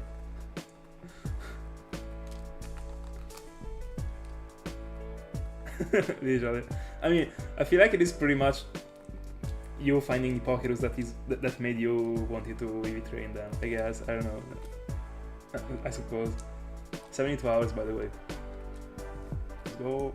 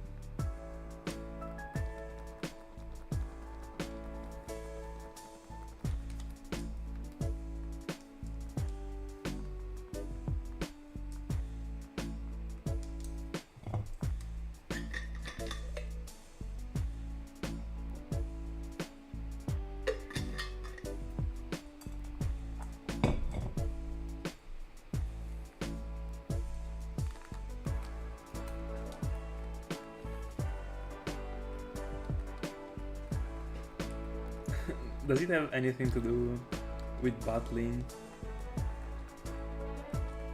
I mean, what is the point? You could have battled even without the Pokemon.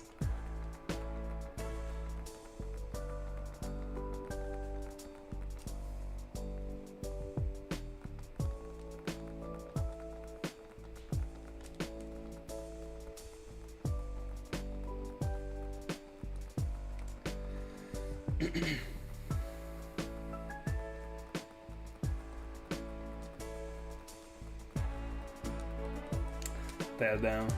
Let's go.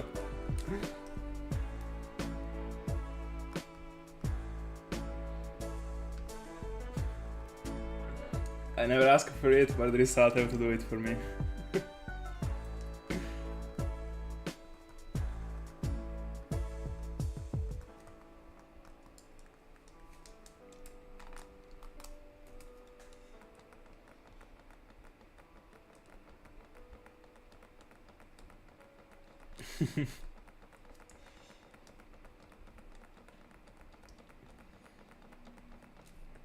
By the way, now that I think about it, unfortunately, I don't know if I ever told you about it, but how's it called? The shift tree that I got is completely messed up, completely. There are a couple moves that it can learn, unfortunately. I mean, let's not cover it.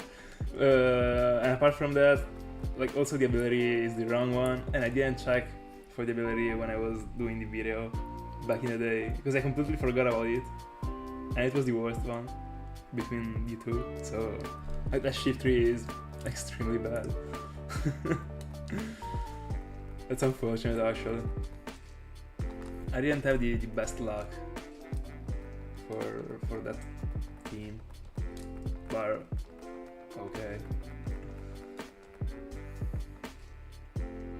Don't even remember if I got I think that the Vulpix got the nature that I was synchronizing for, and also Elekid.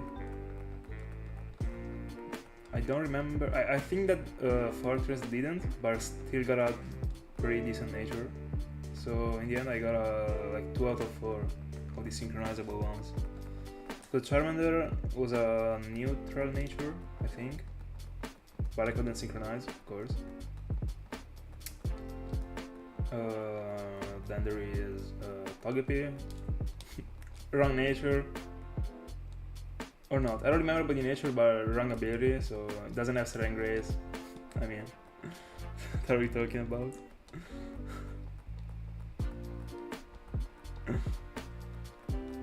Yeah, of course. But you know, like, I mean, not the point, but I was doing my best to, even sacrificing the optimal amount to make it be like a suboptimal amount, but still that amount, just to use synchronize. For example, for the Elekid. Thank God it paid off for Elekid, because by using static, it would have been way easier to hunt for that Elekid. But I was using synchronize, so thank God I found it as an adamant. So happy about it. That Electivire is broken. I love it. Can't wait to get a Magmortar, honestly. I wanna complete the duo so much. One of my favorite duos. So at lunch I always have 200 grams of chicken, and right now I'm starting to cut down the grams of pasta. I got 100 tomorrow. I don't know about which type of pasta, actually. It depends.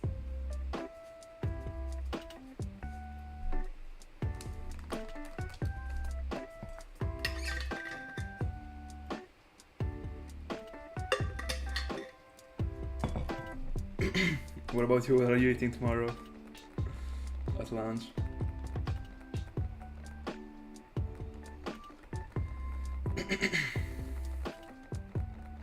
Yeah. I don't think that doing a cheat day is really a good thing. I think there is. I mean, I think that a cheat meal is enough, honestly.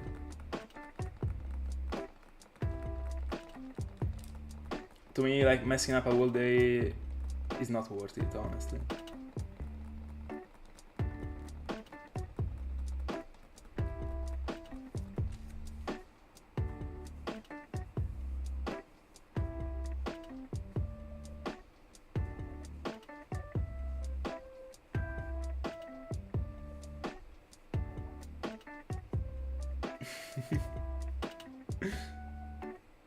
I love that Kid.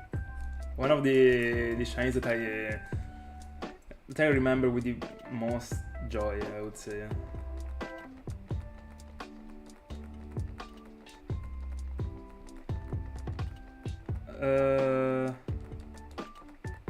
I think I got the type of pasta. Like, is it like? Are you putting multiple different things on it? I don't know how to explain it in English. It is impossible.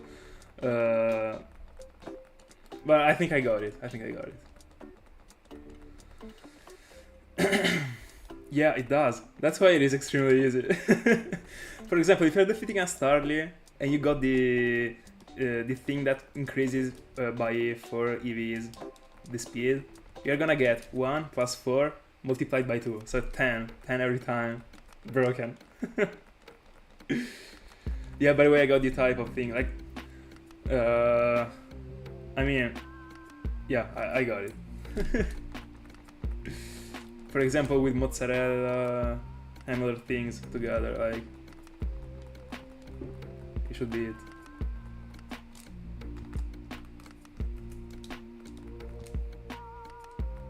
Or there is another one, like the one with tuna and other things. Alright, I was referring to that one. The second one that I was talking about.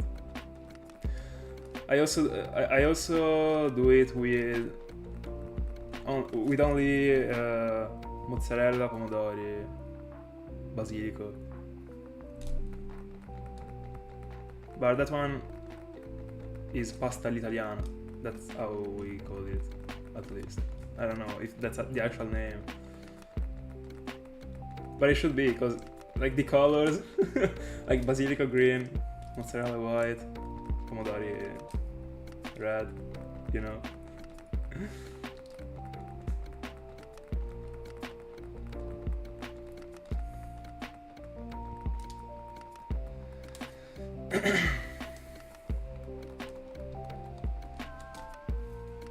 Yeah.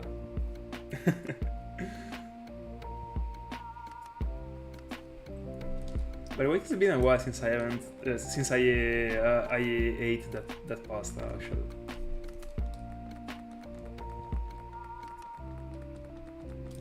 Like a very long time. I would say more than a year ago. I mean, since I started dieting, I didn't eat it, but not because it is not a good thing to eat. It's just because it didn't happen, actually. It is okay in the end. Me too. I actually like it. Mozzarella is broken. As easy as that. Pasta also is. I'm not a fan of vegetables in general, but you gotta do what you gotta do, you know?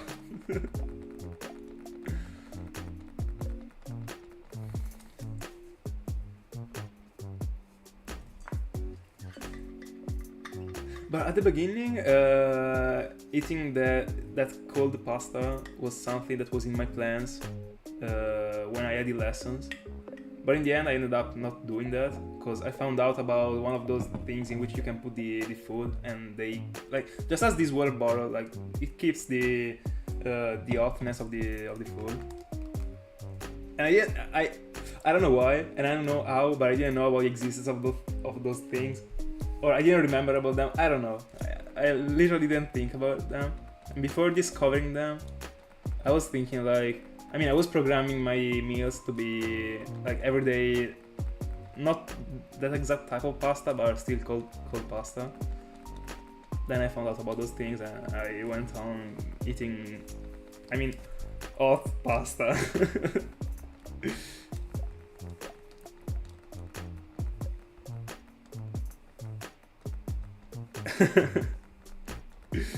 I always get the water, by the way, when I go to the McDonald's. But in general, like I only drink water.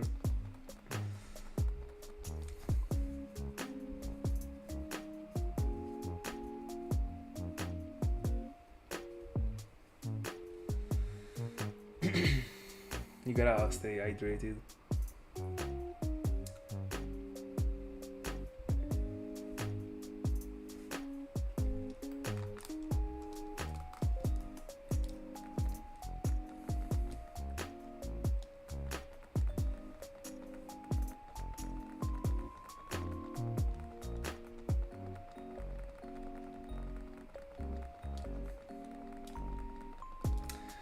By the way, I got the McDonald's the past week. That was my actual cheat meal. And I loved it so much, actually. The last time I ate it was more than a month ago. Probably a month and a half, unfortunately. I love it.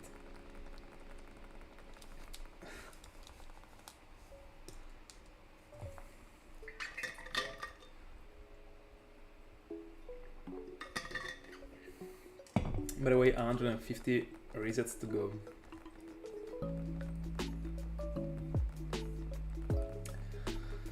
That's actually one of the biggest problems. Whenever I think about it, like the food is actually top 3 problems.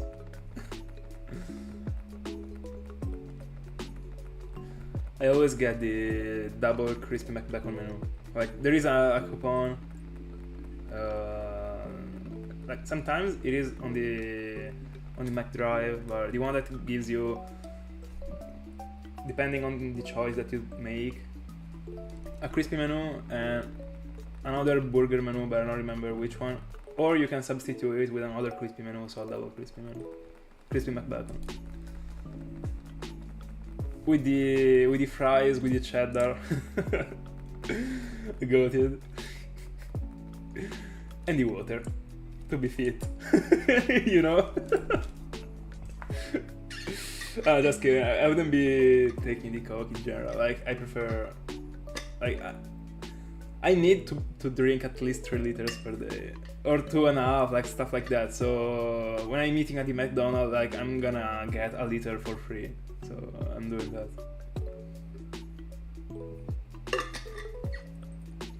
Like I literally need water, especially in the summer. Like if you do so many activities or like I don't know, training or stuff like that, you're gonna be destroyed without it.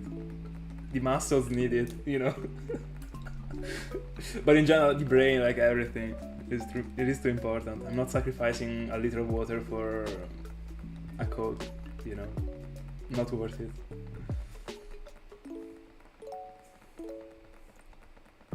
And I'm starting not to like it that much anymore.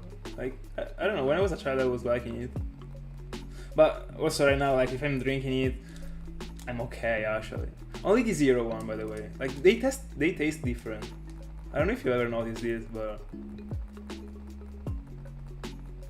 like anyway, it is still okay. But once I was more into it.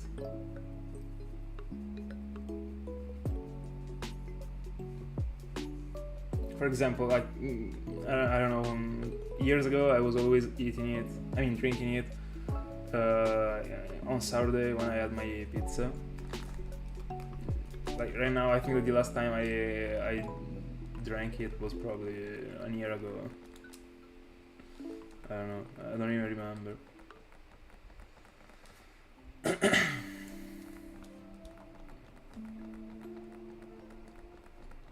I don't know, I don't actually rely on caffeine in general. To me, like a drink might be with it or without it. I couldn't care less.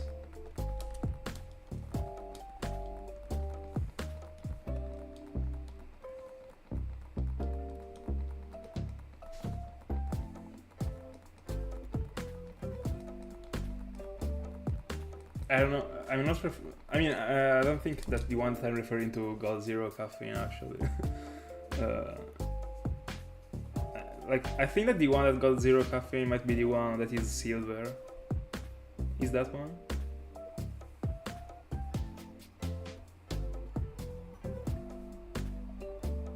Oh yeah, I'm not referring to that one. I'm just referring to the one with the zero written in black, but the whole thing is still red. I've never tried that type, like without caffeine. Never tried it in my life. I have no idea about the taste, and I'm not curious, honestly. Ah.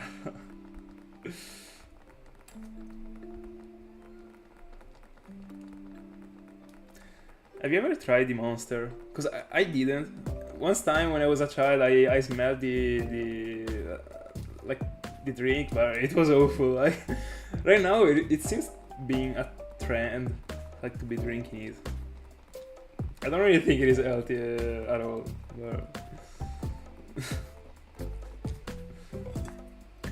I don't know.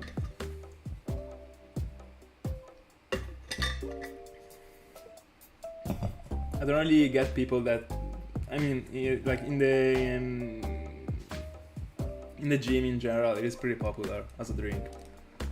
I don't really get people that go to the gym and eat healthy to have results on the physique and then go plenty of that, of the Monster, like, and they eat it and they drink it like thrice a day, like, I don't know.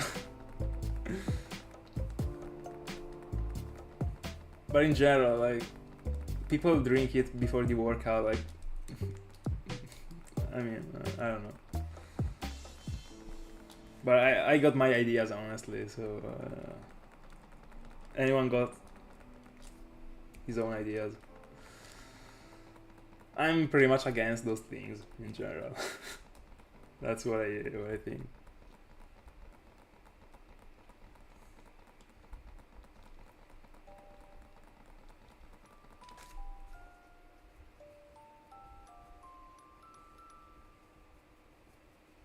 But in general, like I feel like that people get too much addicted to those type of drinks, of energy drinks.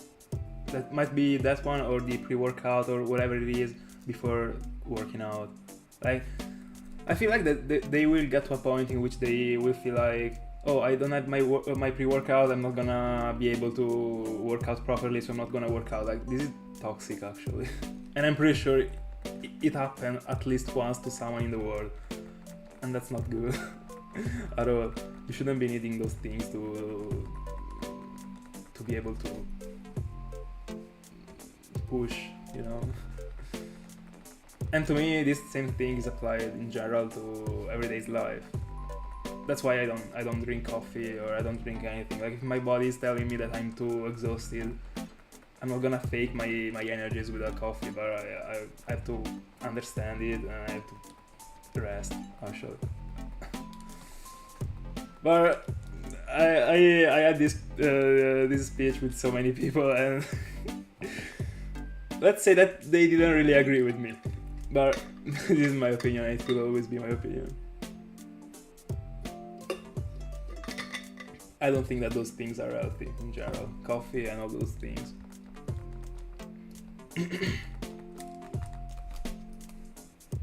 By the way, I gotta free up a lot of space because I'm not able to record anymore. Alright.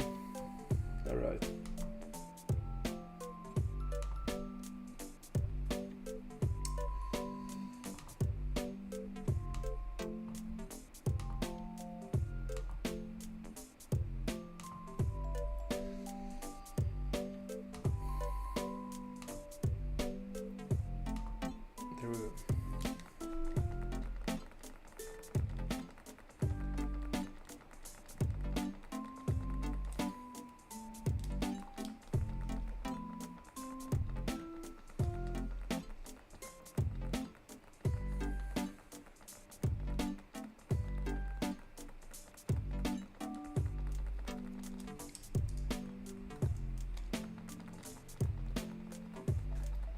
We are close to 900.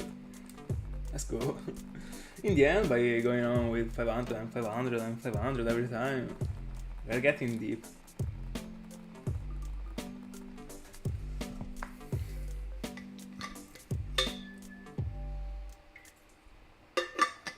But in the end, I only did 12 sessions for Tepig so far. It seemed to me to be more, honestly.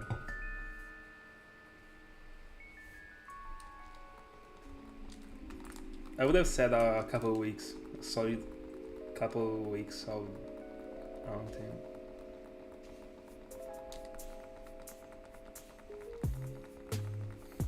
Yeah.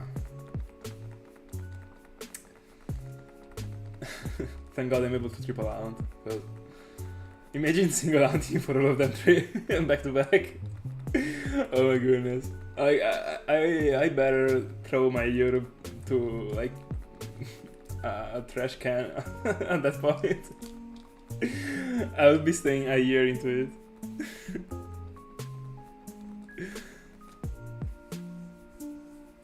Nah, it is never an overkill. Like, I mean, bro, I was actually expecting to be sitting in that place for a long time, unironically.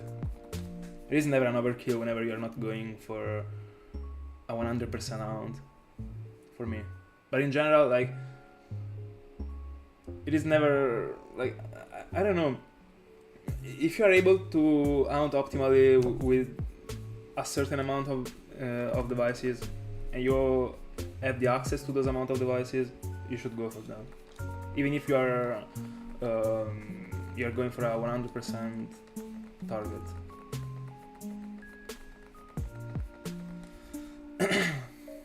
For example, whenever I will be going for the bird, the legendary bird, I will be code hunting. It is not the same thing, because of course I will be doing 4 encounters and not 8 at the same time. And I think that they should also be slower. Like, even if they were 8, I would be doing them slower compared to the Eternal, because I'm soft resetting. But I mean, if I could go with 5 devices and it was the optimal number, in my opinion, I would be going for 5. I mean, without problems. But to me, like, it is optimal to hunt with more than 4 only if you got a controller mod. If you're hunting with the fat DSs. If you're hunting with the SPs, is another thing.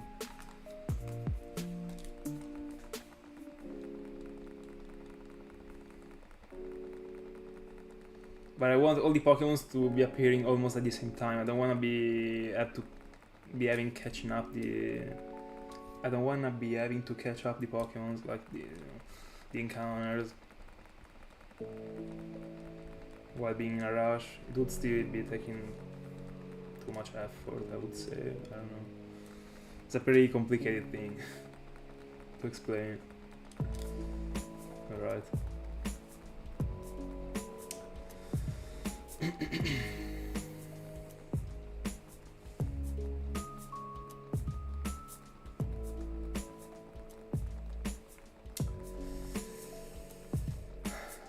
The shiny pig. Challenging.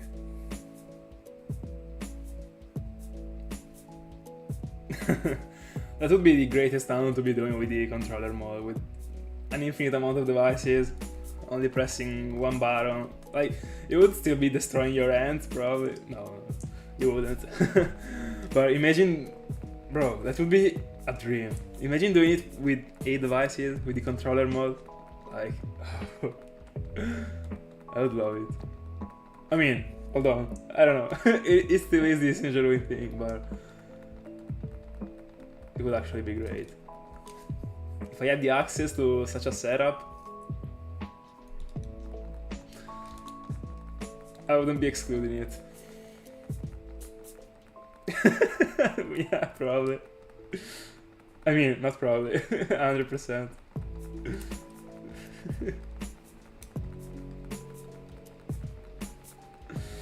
Crazy.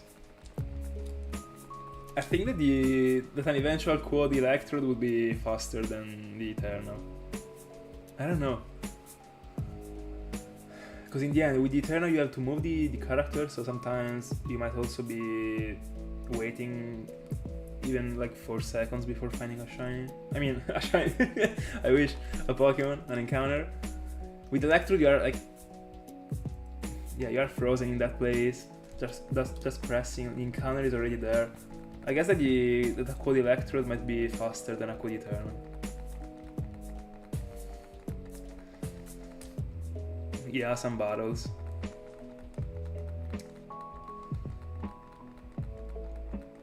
But the point is that the Pokemon with the Pokerus needs to be like the as far as I know, the closest it is to the other members, the faster the virus gets spread.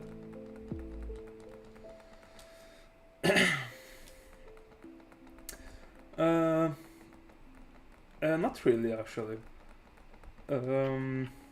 Cause hold on, I will get my 4th device and I will try. Cause it is something that I was actually figuring out that I could do for all the ounce, but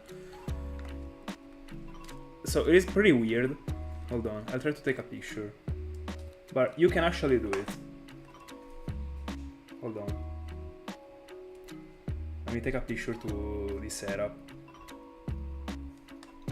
I will also place my hand in the picture so that I can tell, like you can tell what I want to do. So if you put the 4th device in this way, with the left hand, hold on, with the left hand you are able to press run and A at the same time, and the right hand is on the other part. In this way you are able to press everything at the same time. And that's something that I could be doing also for this sound actually. But you can do this if you're streaming the sound on a PC. If not, it's gonna be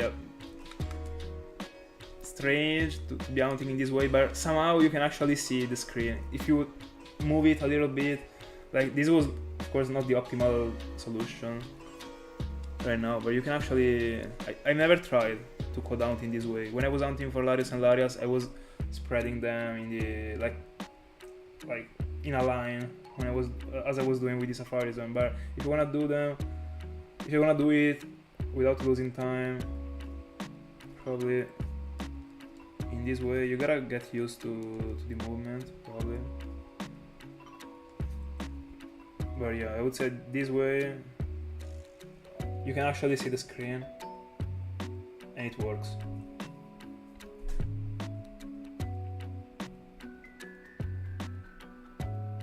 Yeah,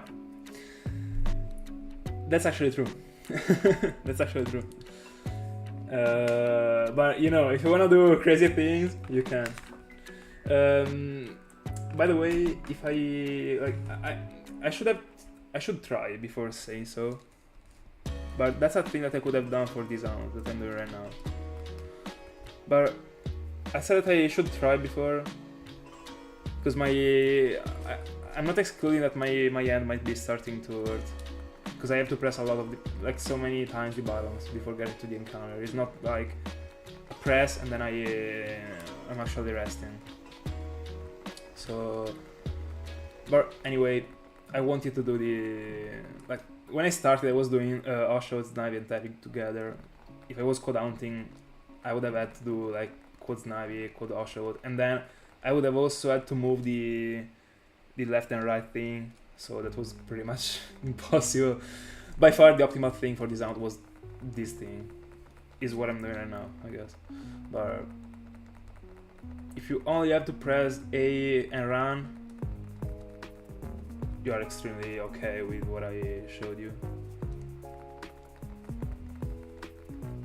For example, if I was hunting for the Sinjaruin Pokemons and I wanted to code out, I would be doing sorry, yeah, in the way I showed you. By far, I only have to. No, I don't know. I don't actually have to only press A. I think at least. I don't even remember. Do I? I don't. Do I have to touch the left and right thing? Yeah, you were blessed. But yeah, I think I would have to be triple hunting. yeah, to press A, but do I have to press also the direction thing sometimes? Because if I do, I can't be hunting. I couldn't be, because I'm not doing that right now, and I'm not planning on doing it. But but I mean, in the end, the encounter like takes that long that I might also be accepting it. To be moving the, because I would have to actually move the whole arm, and I prefer to only move the hands. If I have to move the arm or the shoulder, it already is suboptimal to me. I have this sort of, I mean, these are my ideas when it comes to shiny hunting. That's it.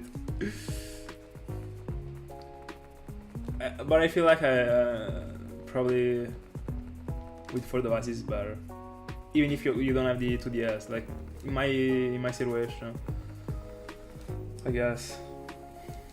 I don't know. I should study it before saying, or just a brainstorming. By the way, last 100. Let's go.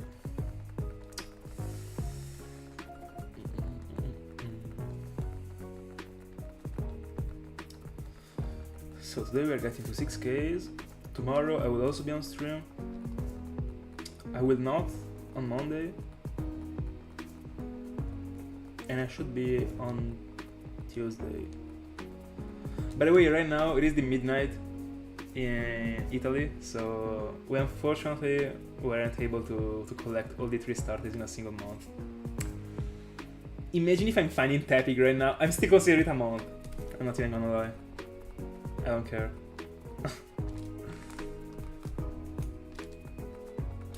And also, like, the past month should have only had 30 days. Yeah, it is missing 1 day. It is not 31. So if I'm finding Tepig right now, it still is a month for me. Let's pray.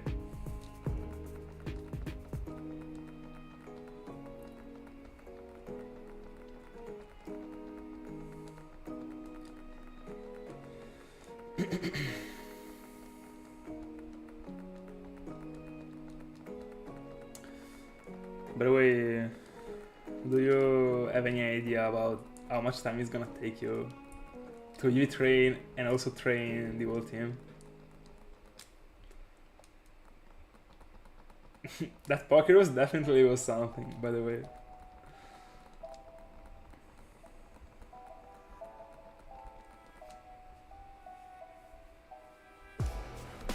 Let's go, let's go. Fair enough. Get pumped. Love to see that.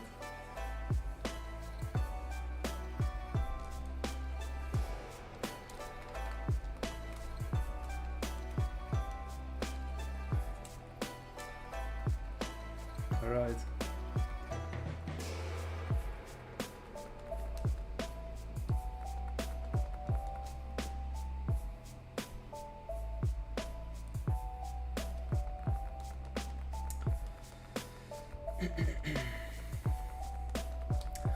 All good, all good. Unfortunately, we just broke the month on the Unova starters. So if I'm finding Tepig right now, because in Italy is midnight, I can't actually say that it took me only a month to get all of them, but still okay. I would still not be denying shiny Tepig right now, honestly. What are you drawing?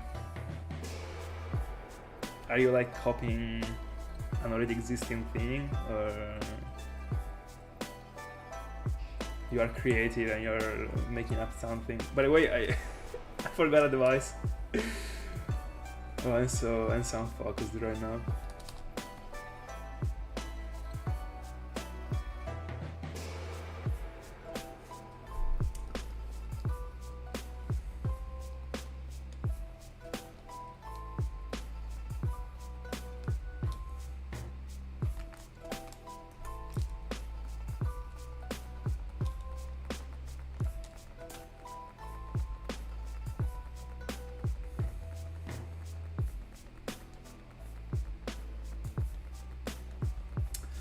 By the way, Thiago, I think that the birds, whenever I will be hunting something as the birds, so a quad hunt, a simple soft reset quad hunt, I will be with that type of setup.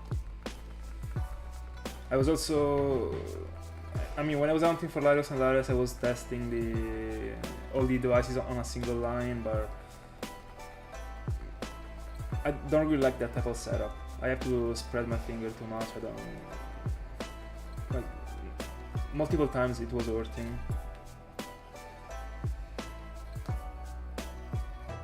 Yeah, I will. I think that I will go in the same order as Solitaire is right now. So the first one, Articuno, DOS, Zapdos, Tres, you know. Even if the one that I'd like to find the most is actually Moltres, it's gonna be the last one. But yeah, I wanna see 4 freaking legendaries, like the same legendary on screen. And I can't wait to be doing that for Darkrai. It's gonna, I mean, I will do the same thing as the bird for it. So that is that setup. And by the way, so far I still haven't experienced a soft reset count with 4 devices apart from Larios and Larios of a legendary, if I'm not mistaken. Because I got the 4th capture card during half of the past year. And I've never hunted any legendary at all. I mean, no, yeah, I didn't. Because I got it when I was hunting in the cliff cave, I think. Yeah. Because before finding a Golbat. And then, yeah, Larios and Larios were the only legendaries that I went for. So the only actual soft reset round. Why would you skip Moltres? Is it because you don't like it? I would actually go for it as the first one. But I will not. But I can't wait to go for Darkrai. Like, I can't wait to be actually seeing 4 Pokemons at the same time. I still haven't experienced it. It is insane, actually. It has been more than a year that I got the 4th capture card, and I didn't. Yeah, I didn't at all. Even for other Pokemons, I was always encountering different things or doing random encounters. It was never the same thing appearing. That's extremely weird. Darkrai would be the honored one. Crazy. This Tepig is better speed up. I mean, not really, because Darkrai is gonna be starting in October. So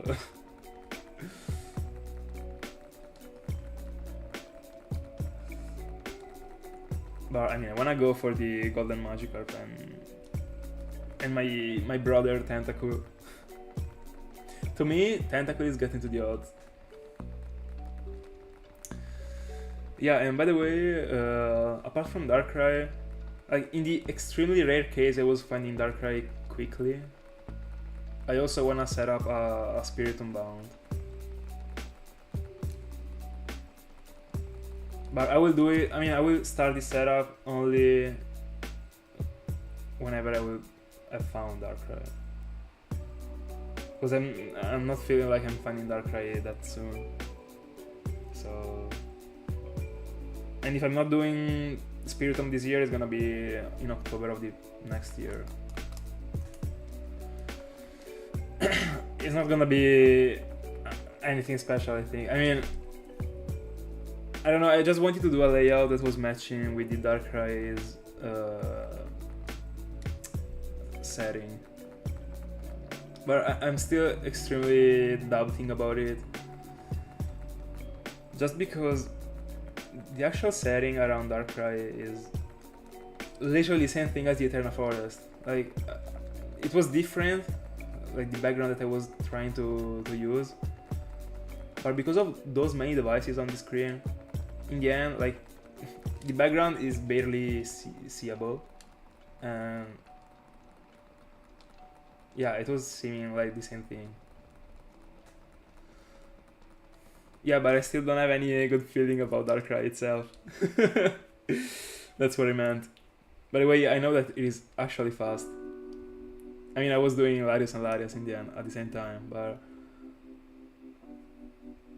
I don't know. And I don't even know how much I will be hunting how many hours, because there will be the lessons in that period, so I won't be going to bed too late, because if I have to wake up at 7,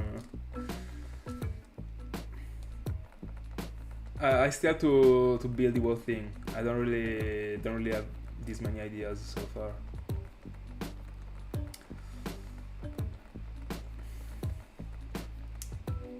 But I don't know if I wanna really put features that makes it be an Halloween hunt. I mean, I am actually hunting for it because it is October, but I would have hunted for it even if it was July. I mean, I just wanted to hunt for it, and then I said, why not go for it in October? But I've never really cared about all those events or things. In fact, I don't even know why I actually joined the Safari Week, because I mean, it's just because, but I've never actually cared about all those things in general. But I just feel like it is cool because of the Pokemon itself, not because of the layout. I don't feel like I'm gonna do something extremely Halloween related, I don't know. But on the other hand, because of the fact that I'm streaming, it might be cool. I mean, I'm not just recording, so I don't know. I need time.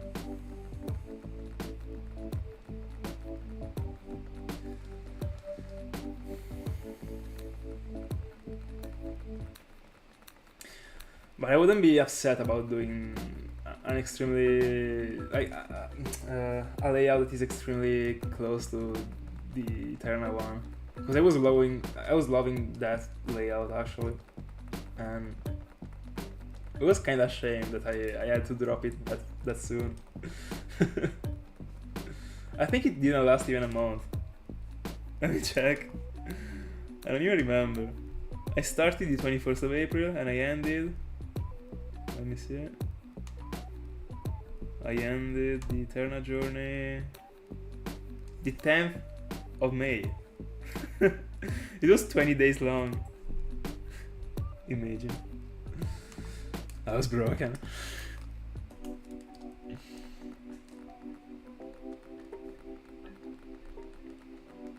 It actually took me a while to do it, because I had to build the whole background by myself, because I took a screenshot from the Eterna Forest, and I took another one, I put them together, I was doing weird things for it.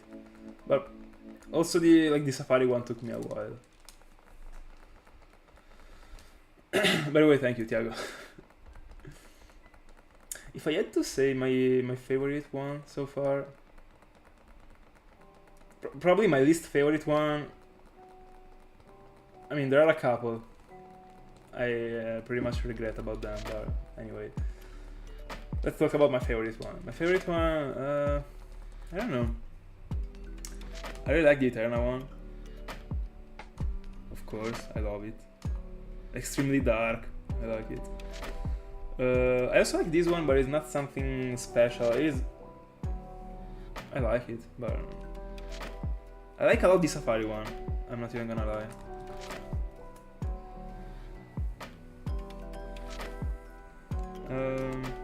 Apart from it, let me see something from the old videos before the stream.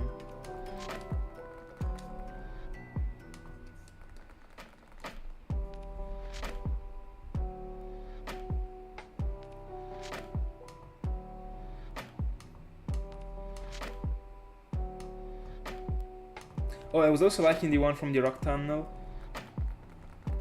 The one that I dedicated to Onyx and Marowak. Very simple, without any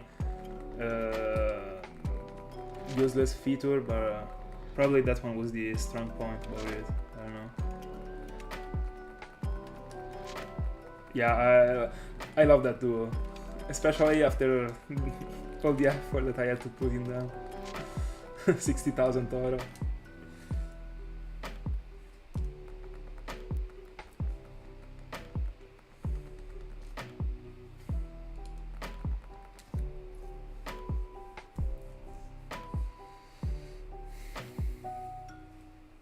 Oh, I was also liking a lot the Stark Mountain one. It was pretty clean.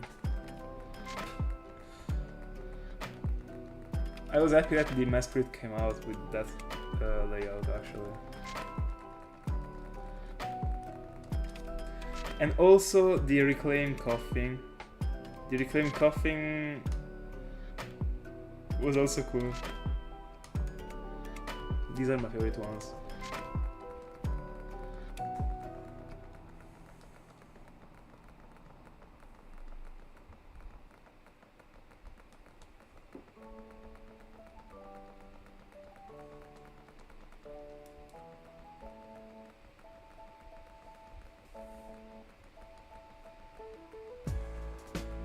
What are you referring to, Browns? What are you not sure about?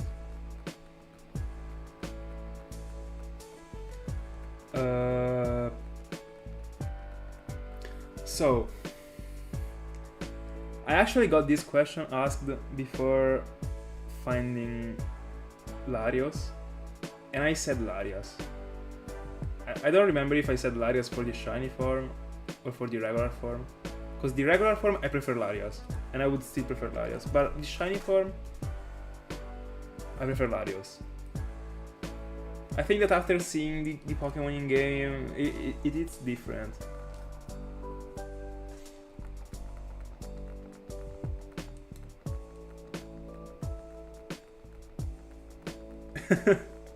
Yeah, I also liked it. when that idea came up to my mind, I was like, I have to do it. But when I did it, I didn't know about the coughing. What a curse! I jinxed myself so bad. Oh my goodness. That was so weird. I have a dream with the coughing there. I found the coughing. And it was the freaking worst ever Pokemon foundable in the wild. It's insane, why me? But at least now I know it.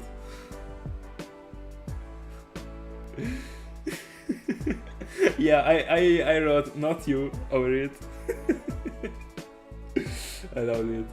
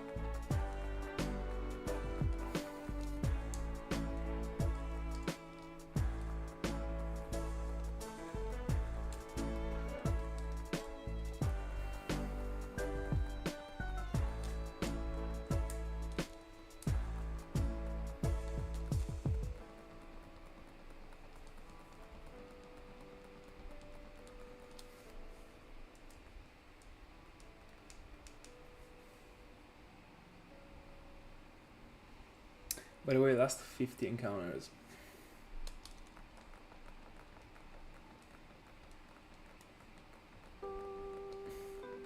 Fair enough. And the last 4, are they gonna be spread in the HPs?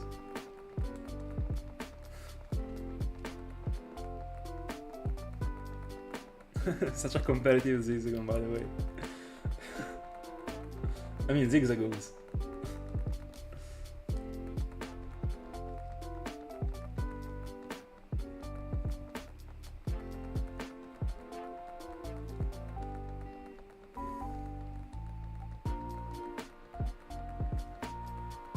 By the way, did you like the Larios and Larias background?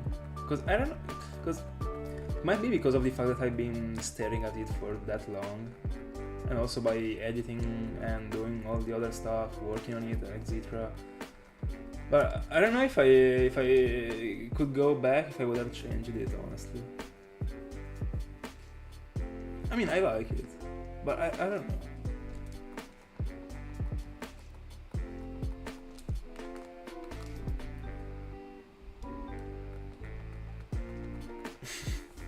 Fair question.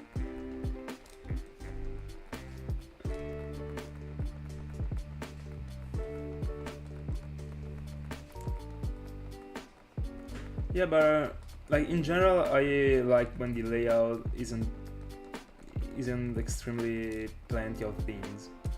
I want that. I mean, it has to be a background, you know. The focus must be on the games and on the GIF, on the counter, on the face cam, or on the chat, not on the background. The background has to be a background. That's my side.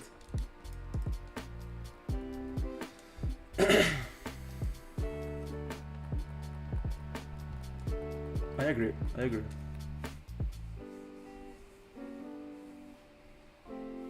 Oh, thank you so much, Browns. Appreciate that. It is not as easy as it seems to come out with a layout, because in the end, the screens are not really always the same, because you have to change the size when it comes to the GBA. You have to change the number of screens, but like finding the way to put all the things in the layout is the easiest thing in the end, but finding the actual background, an idea for the background is the worst part, actually. Because there are some mounts that really have you really have no ideas for them. Like,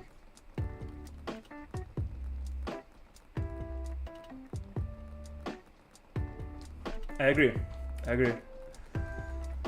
That's such a different type of background that I chose to apply to that mount exactly for that idea. It's just gonna be something that is gonna be taking at worst 4 streams. At worst. Let's say 5.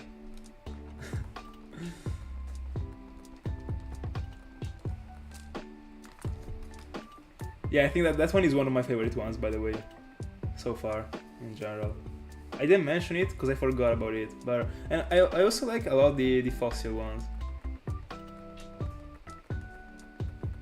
but that's pretty different from the game corner one. It is extremely basic, but I like the attitude of the like the vibe of that layout.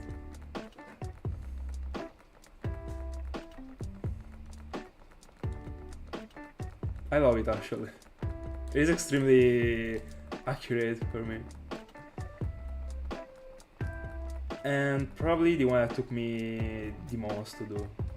I spent probably hours. Like, there were so many things, because I actually had to change a lot of things in that thing, like, to make it work. Because it's strange, actually.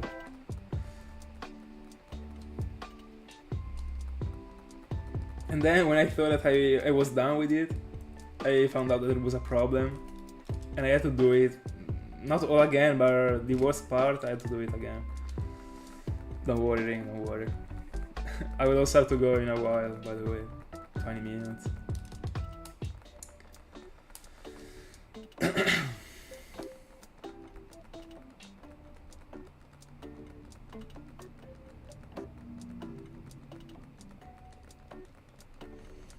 Yeah, the GIF moving are a very important thing in a layout, in my opinion, Browns.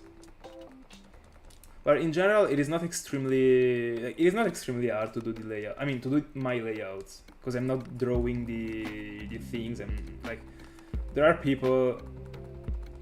I mean, yeah, I guess that there are people that actually buy the layouts from other people that actually draw them.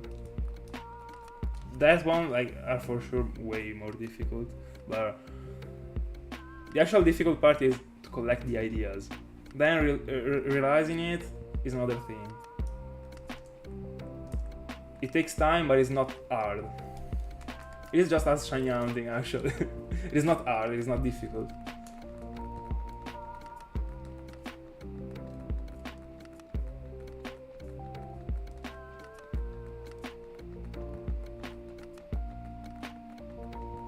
Oh, did you like it this much? It is, I mean, at the beginning, I don't really like the layouts that I used to use back in the day. For example, the one from the Dream Team Quest,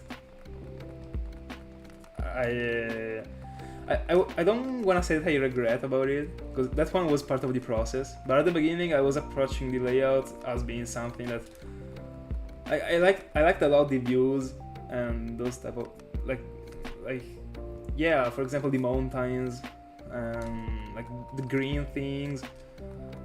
And that's actually what I did for the edges in the end. And I really like the layout for the edges. But the one from the Dream Team quest, I don't know. There are more than a couple that I would actually change. But in the end, if I didn't do those layouts, I probably wouldn't be doing the ones that I'm doing right now, and I really like the ones that I'm doing right now, so I'm okay, honestly.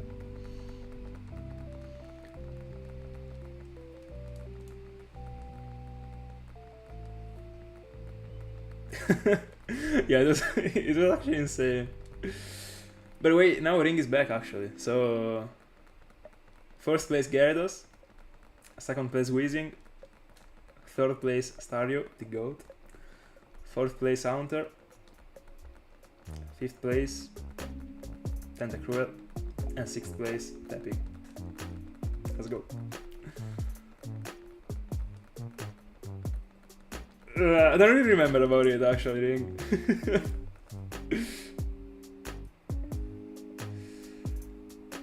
So it is actually strange. It is an actual mountain. It is drawn, not by me, but it's an actual mountain. But I can't really explain this style. But when I saw it, I was liking it, so I changed some features about it, and I said it would actually work. I tried to collect different ideas for this design, but I couldn't come up with anything good at all. So I was scrolling down different things that weren't related to each other, and I found this one. It took me a while to find something, by the way.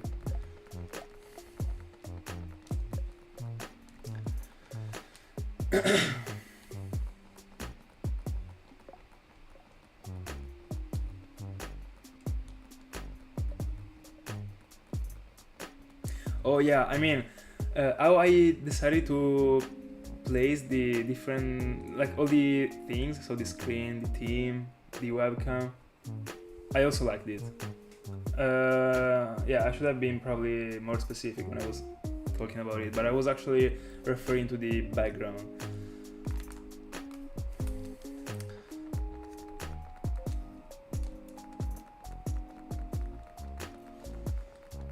And I also think that having the face cam should actually be circular and not a square. It took me a while to understand it. I know it. But I think that it is extremely different in a layout. Whenever I'm watching some of my previous videos, I'm noticing right away how better it is to have a circular webcam.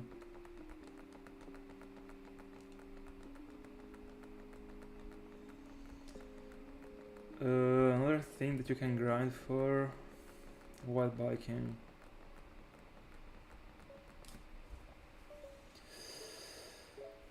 The batteries that are always something. I mean, not always. I mean, you can actually live without them, but the batteries.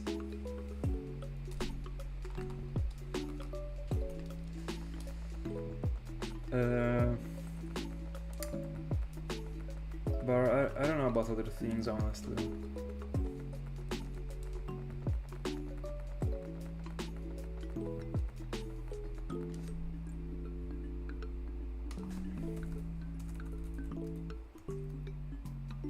Yeah, the one that you give to your Pokemons to heal from being frozen or burned. You know? They actually grow, as far as I know, at least based on the steps, or not. I don't know. I don't think that if you leave the time going, they grow. I don't know actually. Oh, with the time. All right, fair enough.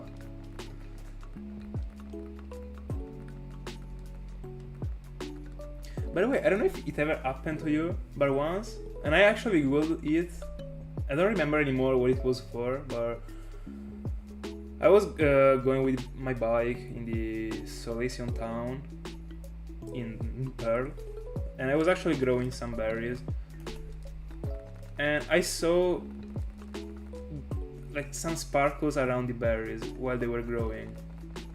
It happened to me only once in my life. I don't know if it ever happened to you.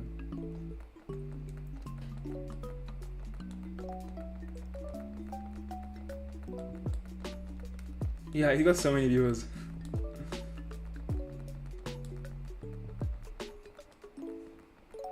By the way, yeah, also in Gen 3 they work with the time. Like, what was I thinking too? I don't know. Anyway. I don't think there is anything you can grind for with the bike. Probably the happiness of a Pokemon, I would say.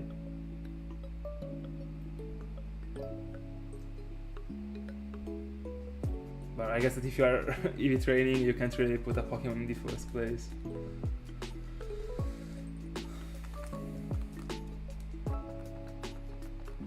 But are you actually EV training with the bike, or are you just going up and down to grind the levels in the daycare? I mean, what are you exactly doing?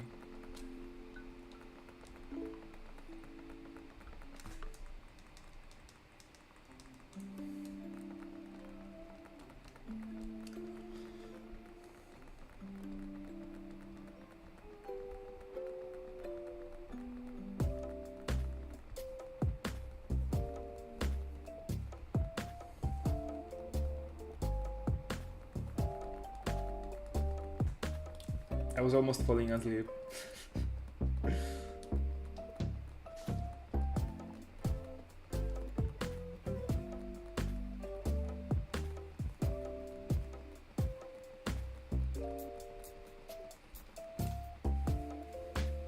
Oh yeah, you're using the Pokeradar to be trained. True. I'm done. Sorry. I'm not connecting anything.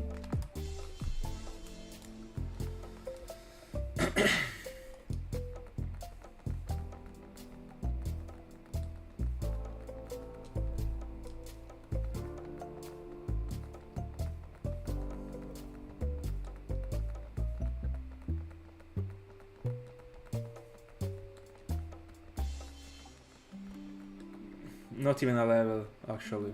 You can actually be trained by beating level 2 Pokemons and by doing...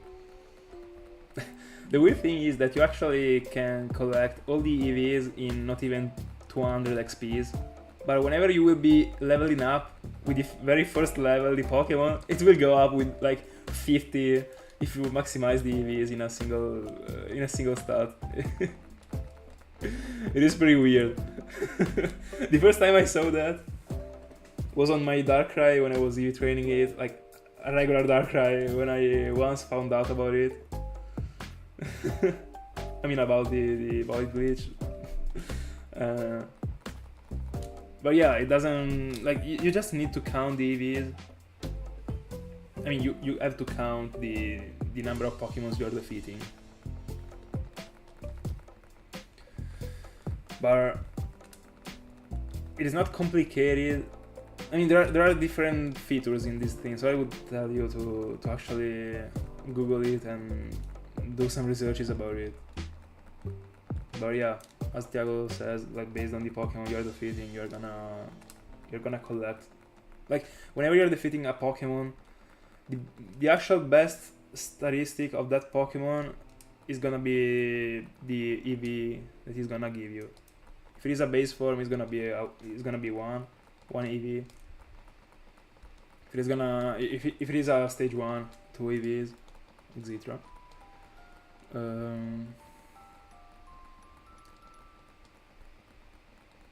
No, you can't. because whenever you're battling a Pokemon, you are getting the EVs. So for example, if you beat the first gym with PG and like you're gonna get the like all the Pokemon that battled in that battle are gonna get a single EV in the speed, and there is a maximum of 255, as Thiago said. But the actual optimal number for a single stat is 252, because the last 3 EVs are not gonna make any difference on the stat. That's why you don't need it. But this is already something more like.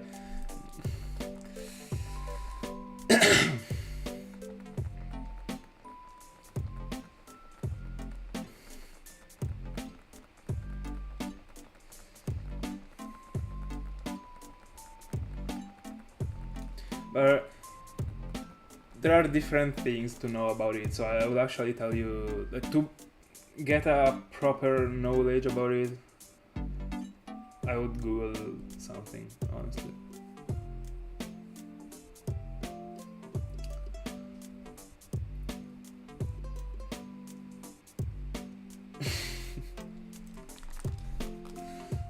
It's gonna be another time for it.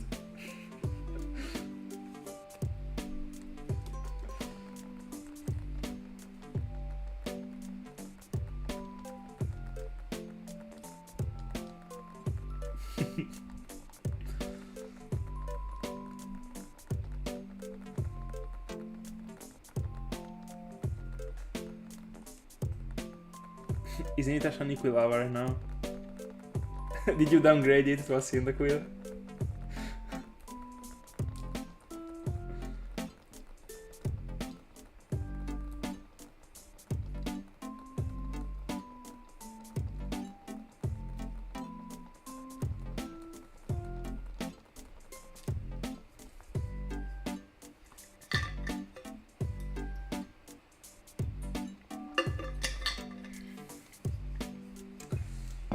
Drunk Shanyan thing.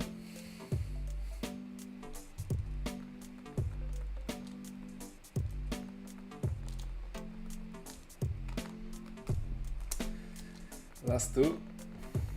Oh cool, we're gonna be able to see 3 zeros.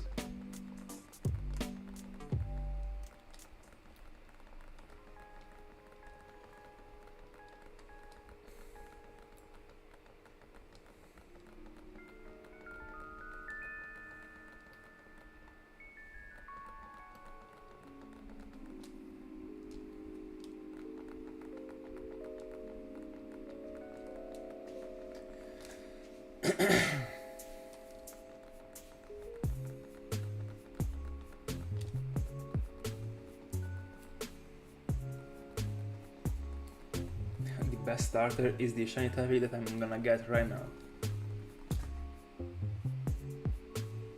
No, I'm gonna be frozen in this in this pose for too long. By the way, I kept. No way, Tepig is the best starter. Fuck Tepig.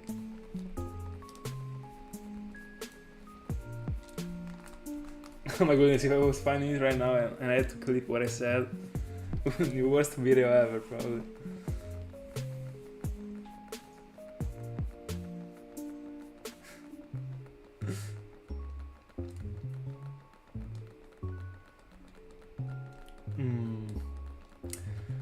I wanna do it. I wanna say it extremely quickly when Bianca is throwing the Pokemon.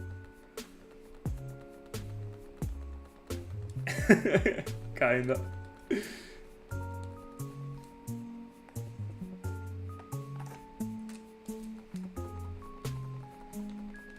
Let's go.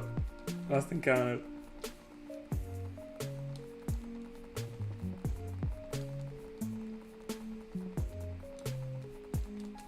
We're gonna do the Rep God top 5. By the way, top 5 Gen 5. First place Volcarona, second place Ember, third place Gigalith, fourth place Garbodor, fifth place Cofagrigus. That's it.